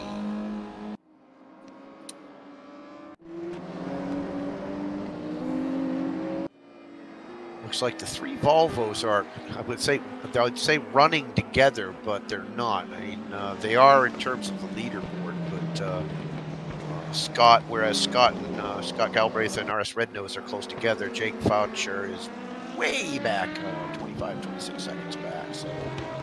Okay. But I don't know. Go ahead. I was just gonna say, it looks like the yellow and blue Volvo has some front end damage. I don't know if Oh, it's the angle he in has. it, or if I missed something earlier or whatnot. No. He had a little altercation with something and lost, but it doesn't really seem to be affecting much. It's one of those visual. It's more about a visual damage than anything else. Although, I know when I get damaged like that, as I often do, it tends to make the car a little bit harder to handle, but it doesn't seem to slow it down. It just makes it a little more jittery. The suspension, it seems to be more like a suspension damage issue.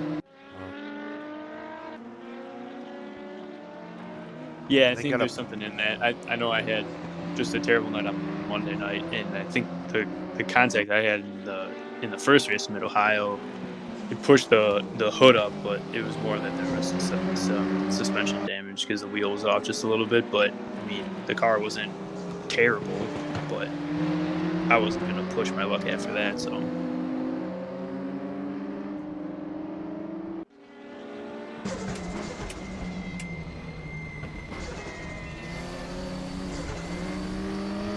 So yeah, back to Nigel's question was how much time did he save for the tire change?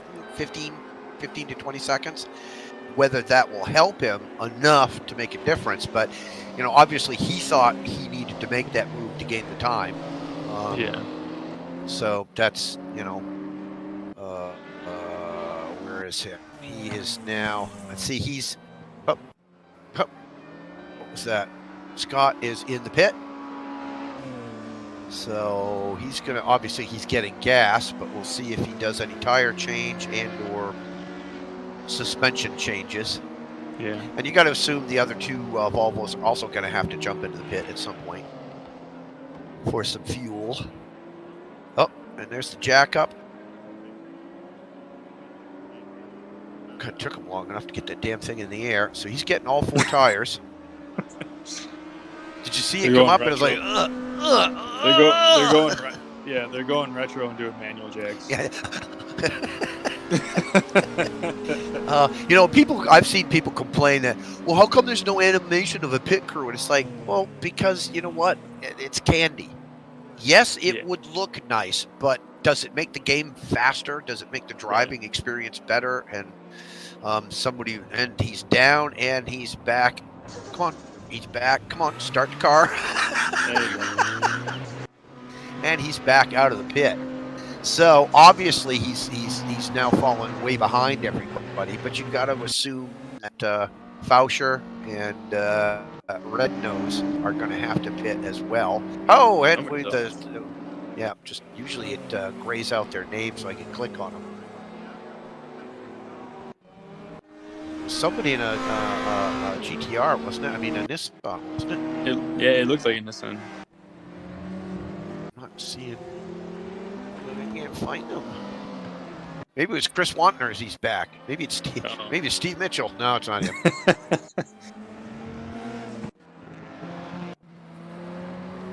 You know what? I have no idea who it was. Interesting. Normally, the director software will gray out a name when somebody's off the track. Their name gets grayed out, but doesn't always catch it. Yeah, that's the only one tough part about broadcasting with RaceRoom is you got, you know, people that are able to pick the same car color scheme, so you might have 3 of them in the race, and it's hard to tell. Yeah. Oh, that and or it would be really nice if the position of the car matched the number on the side of the car. But it's just, again, it's not about, and I understand the action. If I was in charge of where we put software development, there's a bit of a vacation there. I think, and the premise that they work on, and it makes sense, is does this improve the driving of the game? Well, right. And you know, I like that aspect. I guess, you know, when I'm racing, the cardboard people on the side in the stands don't bother me because I don't see them. I don't have time to look at them. I don't have time to look at anything except what's in front of me and in my mirrors and my instruments. I don't have time to be looking at the other graphics, so I really don't care what the rest of it looks like. Yeah, exactly. Yeah, sometimes, either people or developers get too wrapped up in some of that fluff and don't focus on what's important and why you kind of created it in the first place. So, like you said, that stuff's all nice, and it looks great, but in the end, does it do what you set out to have it do in the first place, which is drive well and make the driving experience enjoyable? I compare it to the restaurant industry and also wargaming. I used to do a lot of World of Warships, but oh well, that's a shame. Oh, Yeah, my Soric has had a little off, and I'm fine. I'll just go into the pits. I meant to do that. I meant to do that. just a different entry into the pit. That's all. Yeah. I was confused. Yeah, it all happened so fast. I started playing World Warships 4.5 years ago, and it was like playing a game of chess. It was about battleships and strategies and accurate representation, and then it just turned into shit. They went from a company that was presenting a thinking man's action battle game into a company that's just turning it into how can we make more money, Right. so I go back to restaurants that if you make great food, really good food, you can fuck up everything else, and you'll still probably do pretty good business. But really, cooking's got nothing to do with running a restaurant. Yet, if you don't have good food, what are you doing? Up another off. Oh boy. Jake Foucher taking a little vacation. It's nice he got into the grass, which meant he could get out of that gravel situation faster. Right. But I equating that all to RaceRoom and their desire to create a really good product. Right. Putting huge amounts of energy into not having cardboard people. I could just care less. I think some of it too, to the non-hardcore RaceRoom people, is they forget the size of Sector 3 and the resources, and you have to really appreciate everything they do with what they have, compared to obviously iRacing or even a Kuno's probably, where they have a lot more resources and can dedicate a lot more time to specific things. RaceRoom doesn't necessarily have that ability, but I think they do a really good job of not rushing stuff out. They make sure that everything is up to snuff when they get it out. You rarely hear of packs coming out or a track coming out and people are overly disappointed because they just didn't put in enough effort on it or anything. You rarely ever hear that. Yeah, it's all mostly stable. I fully expect these guys to go into a kick line here. They're all in rhythm, rocking back and forth, and I expect them to all start come on, let's do a kick line, guys. The Rockettes. Okay, so that was fuel and tires for Jake, so that's interesting. Ensbury and Lupu were duking it out here a minute ago. It showed that they were pretty close, but it looks that Ensbury dropped back. He was within a half second, and now he's dropped way back. Oh, look, flashing his lights. There you go. It seems like that gap's stayed pretty close, though, between the two of them, so... Yeah, go ahead. At least while I've been on, it's been pretty close. Yeah, well, I think, as Rangy said, neither one of them are trying to win the race right now. They're just trying to, Jake Foucher, that sucks. Penalty for, he screwed up his pit exit and speeding in the pit lane, and now he's going to go back in and do a drive-through. Yeah. God, in his cockpit right now, there are clouds of obscenities floating around. It's amazing he can keep it on the track.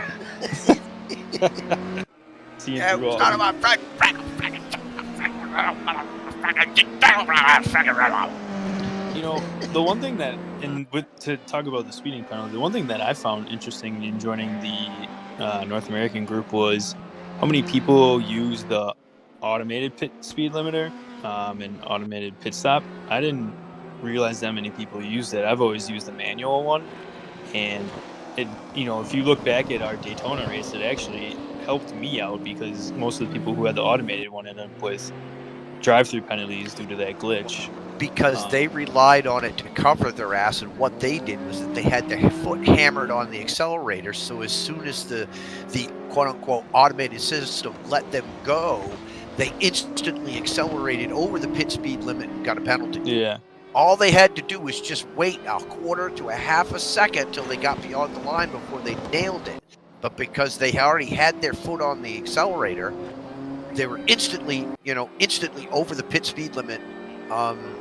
Yeah, and of course it's the way it's programmed, and it shouldn't be that way. But then again, it's a pit speed limit. I use the pit speed limit because I get just a hands off. I don't have to. It gives me 20 seconds just to go. Oh, phew! All right, let's go. Shake the arms out. Breathe. Yeah, I get it. I just didn't. I guess to me, I didn't realize that many people used it. I figured maybe a handful here and there, but it seemed like a larger group of the people who actually use it, which is fine. I mean, I'm not saying there's a right or wrong way to it. Oh, that was a slide. It's a bit like the first 2 rookie class races in Ranked are auto start, i.e. when they say, okay, get ready, let's go, and the lights start moving, you put it in first, floor it. You don't have to put your foot on the clutch or anything, just floor it and put it first, and it will just, it's like launch control. So you don't have to worry about fucking the startup because, that was not good. Yeah. That was Keishan Hall, I was going to say. Yeah, I think he was in... No? Come on, system. Yeah, you were right. Yeah, it was. Keishan. Yeah, that's too bad. He was having a really good race. Let's see if he keeps going. Because the potential for him was that he hit the wall there, and that could have done some damage. But it looked like he hit it too hard, so there's no obvious hood bulge. Yeah, either that or you got to stop just before the fence. Because you're not carrying a ton of speed through there, but... Derek McCord has still got the lead in the Volkswagens, but whereas he had a huge lead, well, his last lap was 146, and ARG Auto Boxer's been coming up behind him, had a 144, 2-second difference in lap time. Jared ran a 147, Ian McClure 148, Mark Sutton 148. But I still don't think Derek's been in the pit. And you said ARG did pit, right? He did pit. He was the first one he was way early to pit too, which kind of seemed kind of weird. So if that's the case, I mean, he's sitting pretty then. Well, potentially, unless somehow Derek is going full race. But I didn't think anybody could go full race on a single tank of gas. So maybe Derek's planning on a splash and dash, but much like Theo. I was just going to say, like, even if he does think he can make it the whole way, if he's losing almost 2 seconds a lap. Right. It may not work out anyway. Call it. Well, that's a minute in what's left of the race because we're 37 minutes left. So, Red Nose is either off or in the pit. So I think he's the last Volvo to pit. And the 2 other Volvos are way down, and he did get tires. Yeah. Well, Jake just had all of his issues with the off and the speeding penalties. So. You know what? He's probably doing some damage repair too, because the car just came down off the jacks, but he's not moving.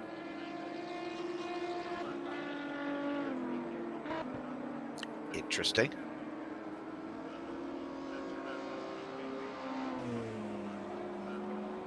Come on, guys, a little kick show, a little chorus line. Come on.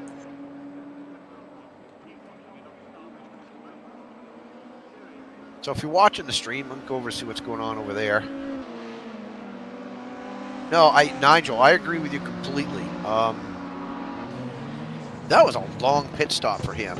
I agree with you completely that for me, the graphics is fine because for me, it's about the racing, not about, I mean, yes, the replays that I see in iRacing, in a lot of the games, I've gone and watched a sim race and I wasn't sure whether I was watching a real race or a sim race. It was hard to tell because the graphics, another spin, the graphics are that good. board's not really telling me who that was. That was one of the Webbits. Wasn't that Webb? Wasn't that Webbit? No, I think it's the one behind this one. It wasn't that Webbit. It was the dark blue Webbit. Yeah, dark blue and white. That's what I thought. It wasn't Derwick. There's only 5 Webbits. Maybe it was Mark Sutton. I do not know. This is where things can get really weird in the commentating, because with the mixed classes and overlapping laps, you don't really know sometimes where somebody is on the course. I know that there's one of the, one of the Volvos is in the middle of this pack with the Volkswagens. So there's Scott with his aerodynamics. See, that's front end downforce right there. Right. So, okay, let's go back up top. 34 minutes left in the race. Perez. Back under a second. Interesting. It's back under a second. Perez, yeah, but Perez started on softs and switched to hards. Oh, okay. Which is semi-interesting in that he is, his strategy doesn't seem to be working. He's got 30 minutes left, and he's 51 seconds behind the leaders. Whereas, and this is really interesting, Ensbury and Lupu are now in a theoretically heated battle. Oh, I just got to not talk. Yeah, right. They said that he about lost it, but good save. Damn, he only lost about a half a second on that goober. Hey, you know what we're gonna do? We're gonna shut up mode. And we are going to drive around a full lap with Mr. Ensbury as he chases Lupu. And I'm going to mute myself, and you're going to be quiet. We're going to just watch him go around the track.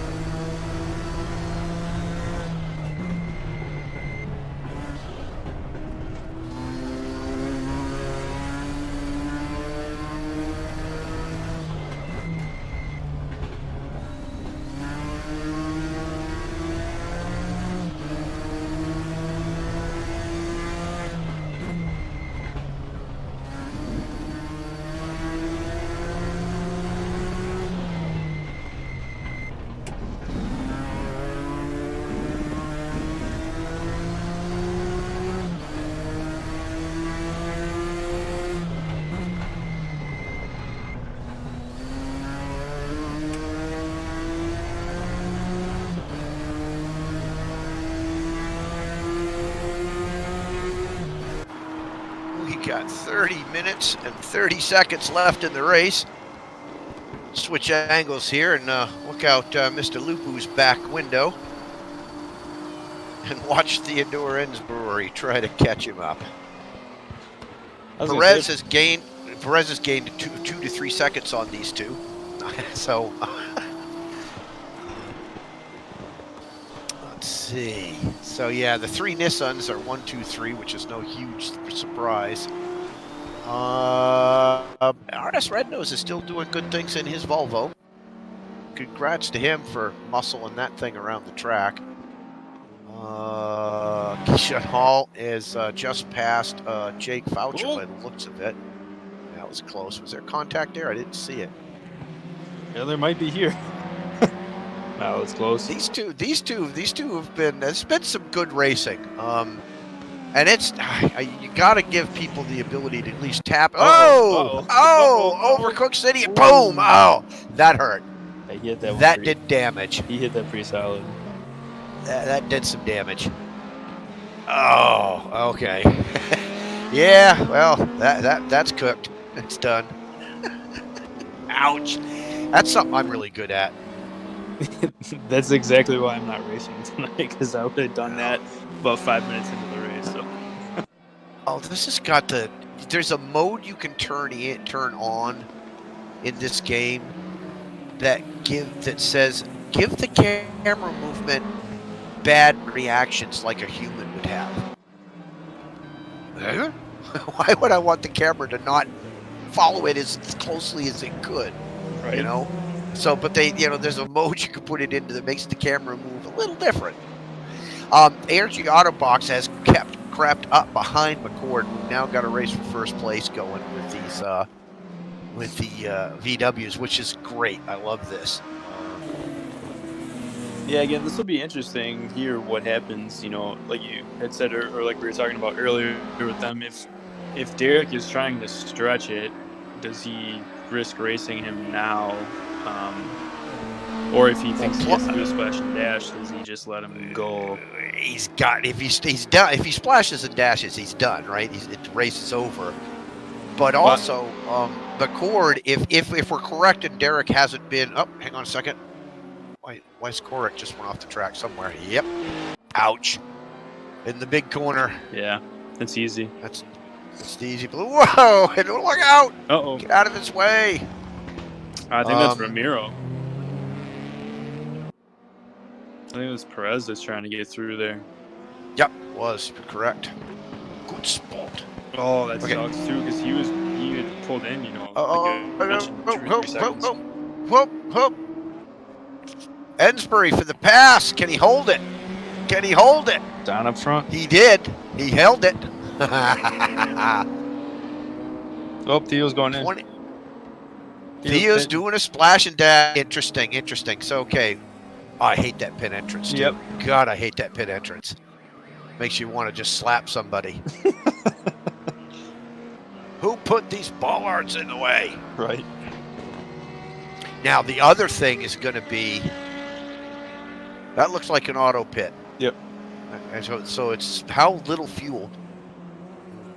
5, 6, 7. Wow.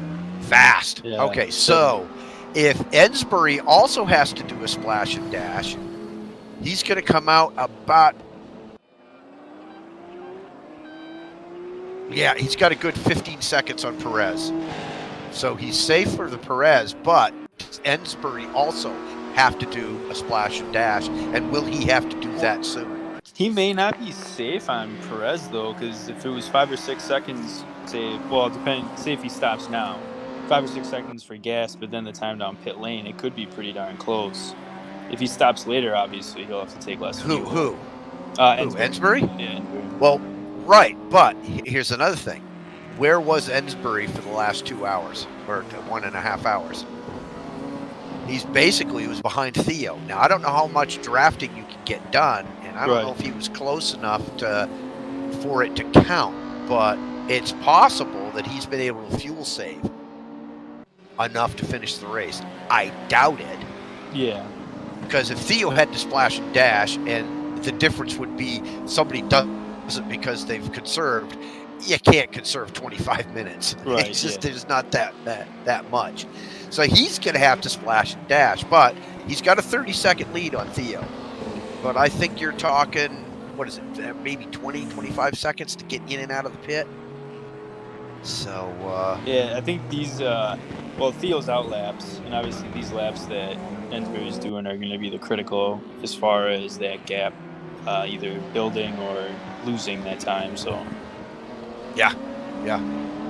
Oh, my Zagoric got a slow track limits. Never mind. I thought he got a pit stop abuse thing. All right, Ensbury, we know you're going in the pit. Just do it. Do it. Do it. Do it. Do it. Just to keep up to date, and I'm going to go back to Ensbury in just a second. Energy Arto Box has now passed Derek McCord. McCord is now 3.5 seconds back. Yeah. My guess is that he is trying to do the full race with no stop, and that his tires are just gone at this point. I was going to say, when we saw the clip of ARG going past and then a lapper went through as well too, it seemed like he really backed off. So I wondered even then if he kind of was on the whole full fuel save thing and just try and push this thing to the finish. Which would make sense. And I mean, you know, if he finishes, now he's got 36 seconds on Svedek. So all he has to do is just take it easy and he gets second in his class. Yeah. So, but 23 minutes left in the race is still a little early to be taking it easy. Well, right. Well, I guess it depends on what the pace is of Jared. If he can see that pace difference, he can kind of monitor it and determine, you know, if he needs to push or not, kind of deal. Theo says his suspension is cheesed. Interesting. You know, when he went down pit lane and he made the final left-hand turn, you know, it goes kind of right, left, and then here. Yeah. Really close. He was really close to the left side wall there. Well, I was wondering because it didn't look right when I looked at it, so I was wondering, did he just hit the wall and I missed it? You know, so maybe he did. Yeah, he must have. It looked close, but I couldn't tell from the. I don't think he had an off. Well, and again, Ensbury has got to do a splash and dash. He really does. I can't imagine. Lupu is maintaining 14 to 16 seconds on Ramirez. Ooh, that's Ramiro Perez. But we'll see if Ramiro can catch him up. Yeah. Ramiro's last lap was invalid, so I don't know what his times are running, but both Lupu and Ensbury are running mid-141s. Ensbury, slow down penalty, track limits abuse. You've been a very naughty boy. Seems like there's a timing glitch with Jake and ARG because they're that minute 4 and the .001 haven't changed for a couple laps, so. Oh, it's there. Just changed. Oh, well then something's up with ARG because he's been at .001 for the last like 3 laps. 001. Yeah, that's a Cooper. It should be reading 00 because he's at 0 and then Derek McCord is 4.3 behind him. And then I see. That's what I see. Yeah. He's the leader. I can change that by showing where is it? No, I'm not going to change it. Never mind. I can change the way the standings look, and it would give you full times from leader all the way back, regardless of class. Because I've got it in the class section. What it's showing you is, you know, it works better in multi-class, I think. Yeah, no, it's actually better this way. I thought it was the other way. So, but the problem is that you could then get Ensbury and Lupu coming through Autobox and Record, and you just the leaderboard doesn't show that. It doesn't show the relative. True. What we're not seeing. Oh, I know why. Not here. We'll let Auto Director drive for a bit. 20 minutes left. Looks like Perez is making up a little bit of time. Yeah, well, again, 14 to 16, and right now he's at 14. Yeah, I'm not sure if he's gonna be able to make it up enough in the amount of time that's left, but he is making a little bit of time. Yeah, if that drops to 13, then we'll see something. We'll see, because, and again, we're expecting Ensbury to do a splash and dash. Again, expecting. Yeah.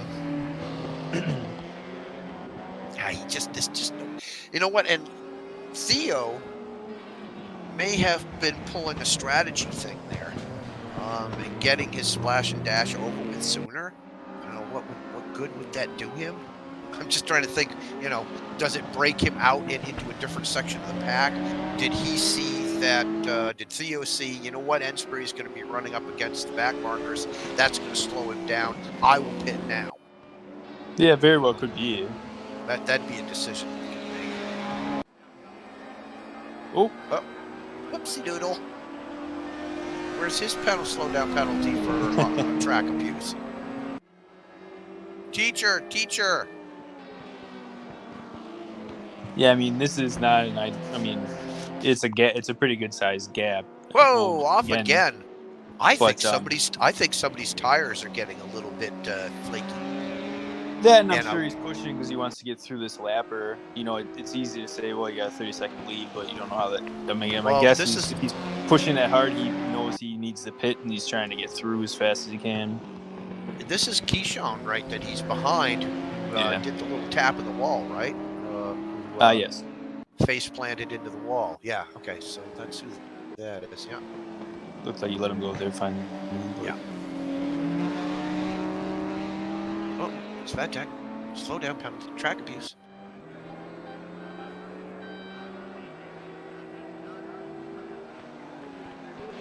But my guess is if he has to stop here in the next 5 minutes or so, it's going to be a pretty quick. I wouldn't say more than 4 seconds. Here's the thing. Perez is now at 13.5, and that's mostly, I'm going to say that's mostly because Ensbury was held behind that BMW. But the good thing is that both Theo, Lupu, and Ramirez are going to have to fight through some back traffic themselves. So...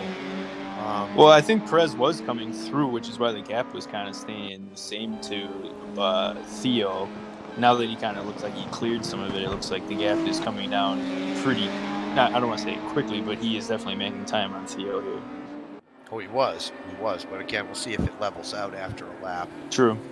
Back down here, McCord is now still 6 seconds back from Autobox. And then Jared, Sutton, Ian, who are still in it. Good for them.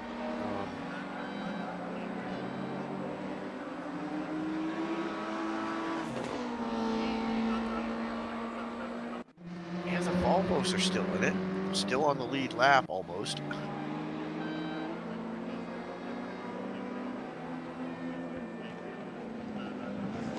That Volvo almost looked like it was going sideways there. Yeah. Crabbing down the track, which very well could have been. It does not look like it'd be a fun car to drive.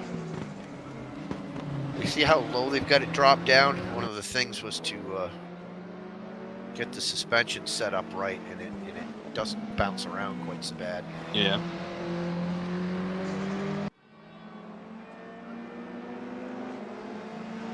Yeah, you gotta figure that Theo Lupu is watching his relative position indicator and seeing that Ramirez, Ramiro Perez is like he's 15 back. Shit, he's 14 back. Shit, he's 13 back. Shit, he's 12 back. Oh crap, he's 11 back. How much time have we got? I was gonna say 16 minutes.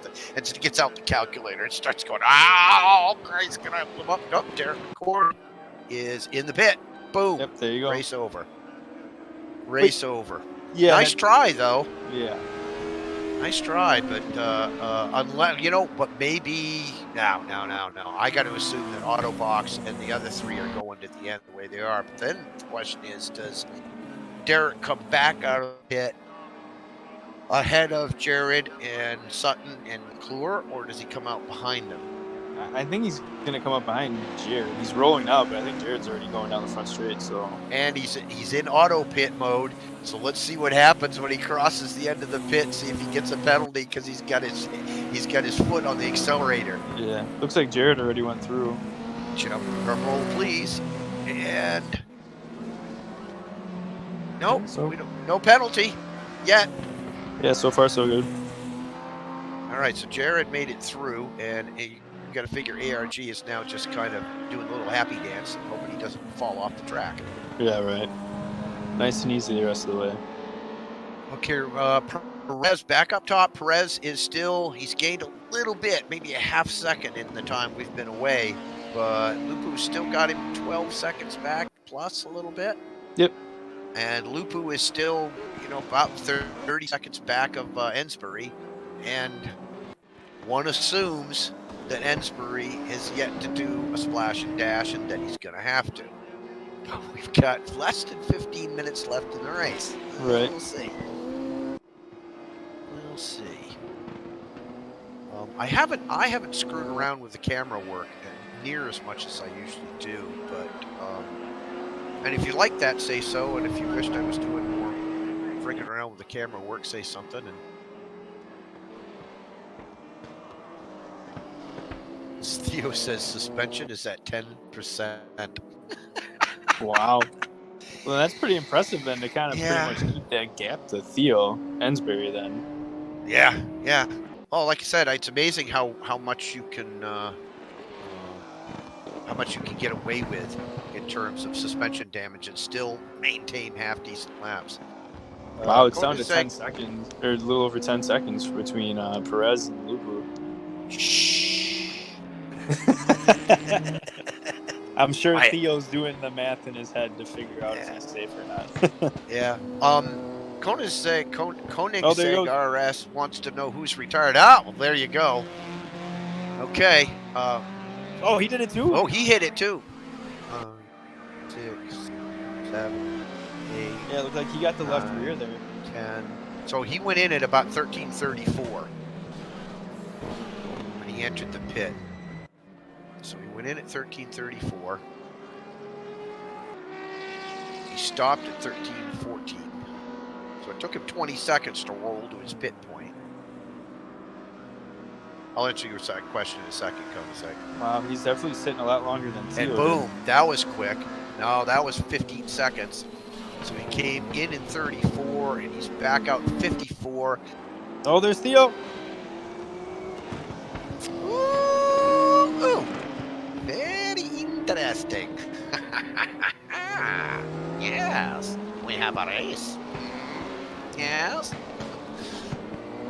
I'd make a great evil Master Lord. Right. Perez is only 8 seconds back. Oh, this could get. We got 12 minutes left. Shit. This could get good. 9 seconds. So yeah, Theo's got 9 seconds on Perez, but like you say, Perez is only 8 seconds behind Ensbury at this point. Yeah. Of course, Ensbury is kind of out on a. Yeah, but and Ensbury is out on his out lap.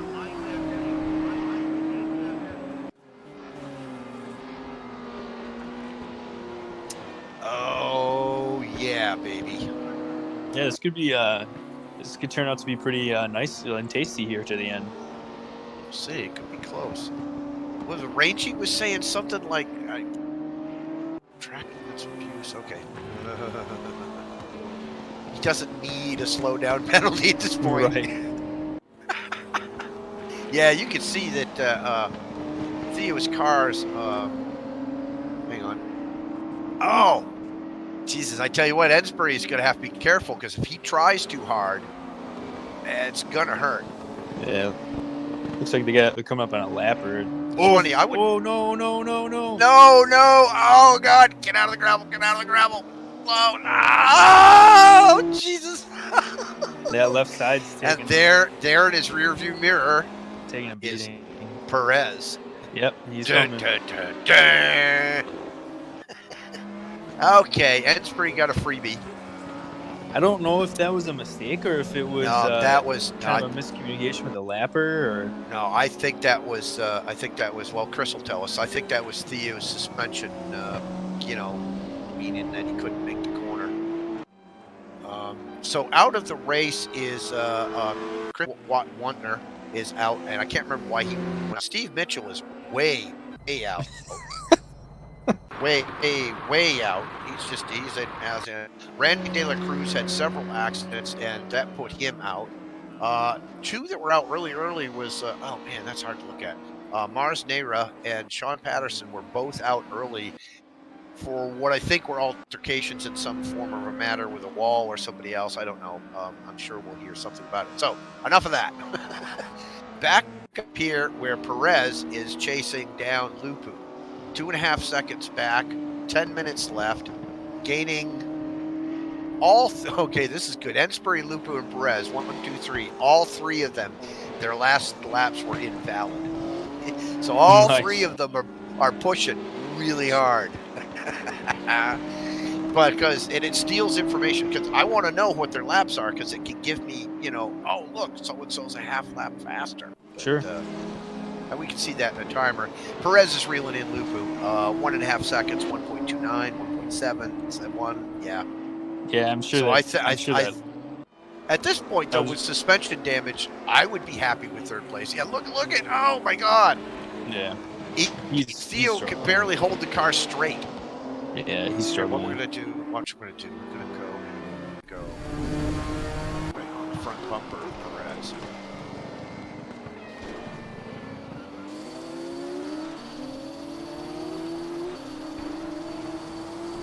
So there it is. We're in 3. We're looking at 2. And I lost him half a second. See, if he does that a couple of times, Theo's going to have all kinds of room. Oh. Casey Arnaud, what did he do? He's in the pit. Okay, care. I mean, I do, but I don't. This is just, Be interesting, time this out, depending on what this... Oh, no, I let him go. Okay. I was going to say, it was going to be interesting if that lapper got in between them there. So now we're looking out the back window of Theo at, and I hate the way the display does this, but we're looking back at Perez right now. And yeah, it almost looks like, he can hold his position, and he can hold him back there for quite some time. But I think it's kind of a gone conclusion that with suspension damage, Lupu is going to get past here. Now, Lupu... Yeah, it's certainly a track that doesn't have, a lot of very defined passing zones, but there are certainly spots that it can get done. And there obviously, here it comes. Yeah, there it is right there. He could just hold a tighter line, and that's kind of where I was going to go, is that he'll be able to line up Theo a little easier in some of the corners. Theo doesn't have the handling to kind of hold that off. There's nothing he can really do to prevent it in terms of... he can make it hard for him, and that's all he can do, is just to make it difficult. But in this case, Lupu's got third place guaranteed. Ooh, tried the over-under there. Yeah. He's got third place guaranteed, and with suspension damage, awesome. Very good. Wow. Love to see that shit. That was Perez is kicking himself right now, going, you freaking idiot, you had it. That's what that's shit I do. I pass somebody and then I overcook the next corner. That was dumb. Oh, beating and banging here to bring it to the finish, and you like to see that, two guys racing real hard. Oh, look, see how crooked Theo's car looks at times? Yeah. It's like it's trying to turn left on him all the time. Look at it. Look at it. Yeah. The, Happy Gilmore, when I do stupid moves, jackass. So I start talking to myself, hey, you jackass! Yeah, right. You overcooked the corner, jackass! You're gonna lose. Here goes again. Here comes again. Oh, jeez. Oh. I hope I don't. This is horrible, but in a way, it's like I hope Perez overcooks the corner again, because you want to root for the underdog. So we know that Lupu's got suspension damage, Yeah, it's good stuff here. Yeah, Volkswagen's done deal. Arnaud's got, ARG Autobox has got pretty much a 1 minute lead on the pack, so that's kind of a done over with thing. Yeah, just got to cruise there. Looks like there's a pretty nice, pretty close gap between Carryout NARR and Keishan Hall. Don't care. Okay. I mean, I'm just kidding. But yeah, I don't. I want to see what this is, because this will get interesting. Because that's all Perez has to do is get like a slowdown and give back a half a second type thing in the wrong place because he crosses the track line once too many. But yeah, 5 minutes left. Hell of a race. Hell of a race. Yeah, for sure. It just seemed like once he got through, maybe it was going to be real hard for Theo to keep kind of that gap. But it seems like he's been doing a pretty good job so far, as he stayed under a second here and he stayed in touch. And like you said, you know, one little mistake and all of a sudden you're kind of back in the game. So yeah, Kodasek says that Theo's car looks like it has a permanent body roll, and it does. Theo's got suspension damage, and you can see that he's. To me, it looks like his car is trying to turn left all the time. And he's dropped back quite a bit now. Theo is, 1.1 seconds behind Perez. Perez is 6.4 seconds behind Ensbury. Ensbury's last, again, okay, so there we go. That's good. That's what we want to see. Perez's last lap was 140.9. Ensbury's last lap was a 141.6, half a second. So Perez, theoretically, is gaining a half second per lap, but it ain't going to be enough because there's only 4 minutes left in the race. yeah, So a little too late. Yeah, so it looks like unless Ensbury does something extremely stupid, and unless he self-inflicts something really bad. But then again, I got to figure right now that Perez is pushing really hard. Oh, sure. But maybe not. Maybe he's going, you know what? I can't make up that time. Let me just keep my second place.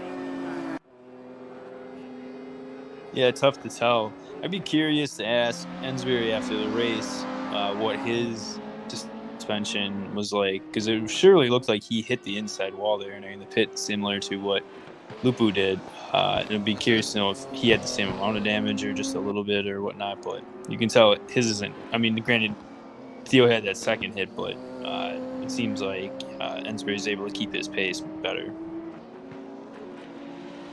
Ooh, up to 15 people watching. I'm excited. That's almost sets a record. So if you're watching the replay of this, thanks for watching. Please like the broadcast and the channel. Subscribe to the channel. Click the little bell icon if you want to. Leave a comment. Do the thumbs down. I don't care. That all adds to the algorithm. No, seriously, a thumbs down is just as good. Oh, there was a little off track. Thumbs down is just as good as the thumbs up, which is just insane. Comments are huge because it shows interaction with your subscribers. So yeah, and tell other people about the channel. Join our Discord. I know you're just here for the raffle and the 500 VRP, which will be given away in 2 minutes and 20 seconds. That's why they showed up at the end, because then they have to be there to win it, right? Yeah. Well, yeah. Must be present to win. Your mileage may vary. I am not aware. Please consult with your doctor before taking any medications. So, Ensbury, 6-second lead. Well, here you go. Ensbury, 141.1. Perez, 141.8. And poor Lupu with a 144 going, make it home, baby. Make it home. I was going to say that gap's really ballooned. I think he's kind of hit the whole, let's just bring it look at how crabbing it is. The car is actually trying to turn left all the time. Yeah. Well, that's got to be hard. He hit on the left side twice, and it's a counterclockwise track. Or a clockwise track. Sorry, that's got to be really, really difficult. Oh, look at his left front wheel. You can see it's tilted. His left front wheel is the camber's way off. Yeah. Yeah. So at this point, he's just going to finish the race. He's got nobody behind him. He gets a third place. Probably scores pretty well. We'll go take a look at that when the race is over. We're going to go jump over to look at the race results, see who the big winners and losers were. Obviously, these guys down at the bottom, Sean, Patterson, Mars, Naira, Randy De La Cruz, Steve Mitchell, Chris Wagner, and Wantner, they're all going to get hit right in the cojones as far as their rating is concerned. Potentially their rep, I don't know. Yeah, I'm not sure if that gets affected quite as much. Yeah, great racing tonight, man. I did not see any bad behavior, but my assumption is that there probably was some early in the race which resulted in those people going out. Yeah, so, yeah, I Nigel, mean, good race tonight. If you haven't entered, if you haven't entered the raffle, enter the raffle, but subscribe to the channel first because then you get 2 entries to the raffle. Raffle? Oh, we got 2 new subscribers, 2 new subscribers tonight. Damien subscribed and Mauricio Delgado. Cool. So 2 new subs tonight. That's good. We like that. excellent. What we got left here? Where are we? What's my name? Who's my daddy? And we are done. Yeah, this should be it here. All right, just about done.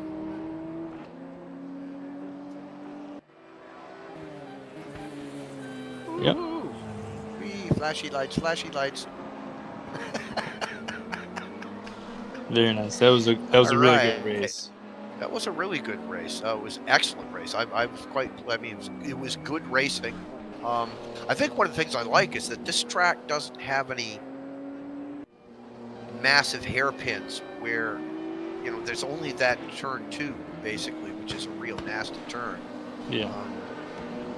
The shorter version of this track has that last turn before the straight, which is ugly, but you don't get it on this version of the track.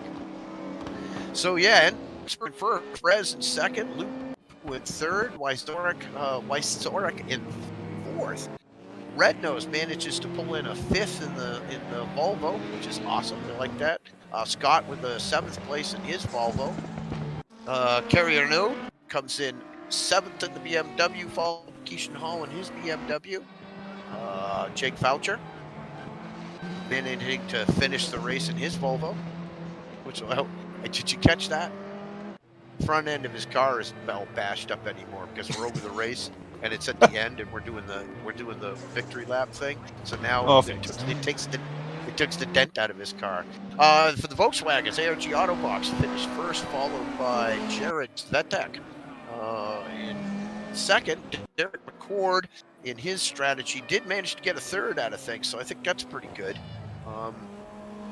I think that's awesome. I think, have they finished? They might, this might be still coming down across the finish. Sutton is going to finish the race. This is a good thing. I mean, it's better than losing the points. Same with Ian McClure. He's going to finish the race, and even though he didn't finish well, because other people fell off the track, actually, I take that back. All the VWs that started finished. So there it is. There's your standings. Hell of a good race. Best lap. Look at that. Best lap is by a Red Nose at a 139.462. No, I'm sorry. It's Edsbury. It was 144.12. No, it's 362. No. Look at that. It's a Wysorek. Interesting. So what's going to happen here is in another few seconds, the software is going to boot us out of the game and we can go to the results page. But in the meantime, let me see if I can't go over to here, this little ad, say close entries. And we have 1, 2, 3, 4, 5, 6, 7, 8, 9, 10, 11, 12, 13, 14, must be present, 14 entries. So we're going to go and hit the little button and it says, pick a winner. And it should announce that in the chat here any second. Oh, I have to do that. And it says that the winner is Mr. Chris Harrell has won a code for 500 VRP. Congratulations, Mr. Chris Harrell. Show him what he's won, Bill. So now that we've done that, I can close this program. Okay. I have to go. Once you've picked your winner, good, complete, boom. All right, Chris, I'll get you that code here in a bit. Let's go back over here, back to there. 2, 3, 4. Come on, software. You do it. Ugh. And then we go to the portal. And then we go to contacts. And then we bring up Theo Lupu. You want to remove this? No. Oh, I see. There's a remove member thing there. Remove member? Not the right thing to say. They need to rephrase that. Go to ranked multiplayer. Yay, he's a winner. Yeah, everybody congratulate Chris. Look at that. Look at that line there. My God. Up, up, up, Yeah. and away. Okay, so let's go in. We'll look at his last race. Here on the right-hand side, we'll first have a block of information about his qualifying time. We'll slowly scroll down to the race results to see who the big losers, I mean winners were. Whereas, Right. come on, up, up, come on. I'm remote controlling this, so it doesn't work really smoothly. There we go. Okay, and yeah. Nice team name there. Wow, lost 24, lost 22, lost 16, and Theo 120. I mean, Theodore 120. Perez gained 14, not bad. Lupu came out of it with 9.2. Only got 0.3 rep, but you know, hey. Down in the VW land, Mr. Ian McClure got kicked right in the soft parts. Whew! Man, that hurts. A 50 drop in rating. Even though his rate, that's good. His reputation went up 3.9, almost 4, right? Because he had a nice clean race with only 6 incident points. But really took it hard on the rep. Interesting. On the rating, he lost 50, but there were only 4 other cars in the race, and if you add up the rating they won, it's 19, 22, 20. These guys only won 22 ratings, so this guy ended up giving rating to the other class. I wouldn't think that could happen. Yeah, that's interesting. Yeah, oh well. So other than that, reputation, people got kicked pretty hard in the rep there, 6 and 7 points. Anyway, all right, well, enough of that. I think, yeah, enough of that. Let's if I can go back over here, what I can do is I can do that and say thanks everybody for watching. We'll see you next week for another race. Catch us in the morning for the weekly rank preview video that we've been working on, sneak preview. And thanks for watching, and we'll see y'all next week. And hang on 2 seconds. Oh, come on, game. Hello, computer. There we go. Yeah, and thanks Jeff Lacey for coming by and spending some time with us.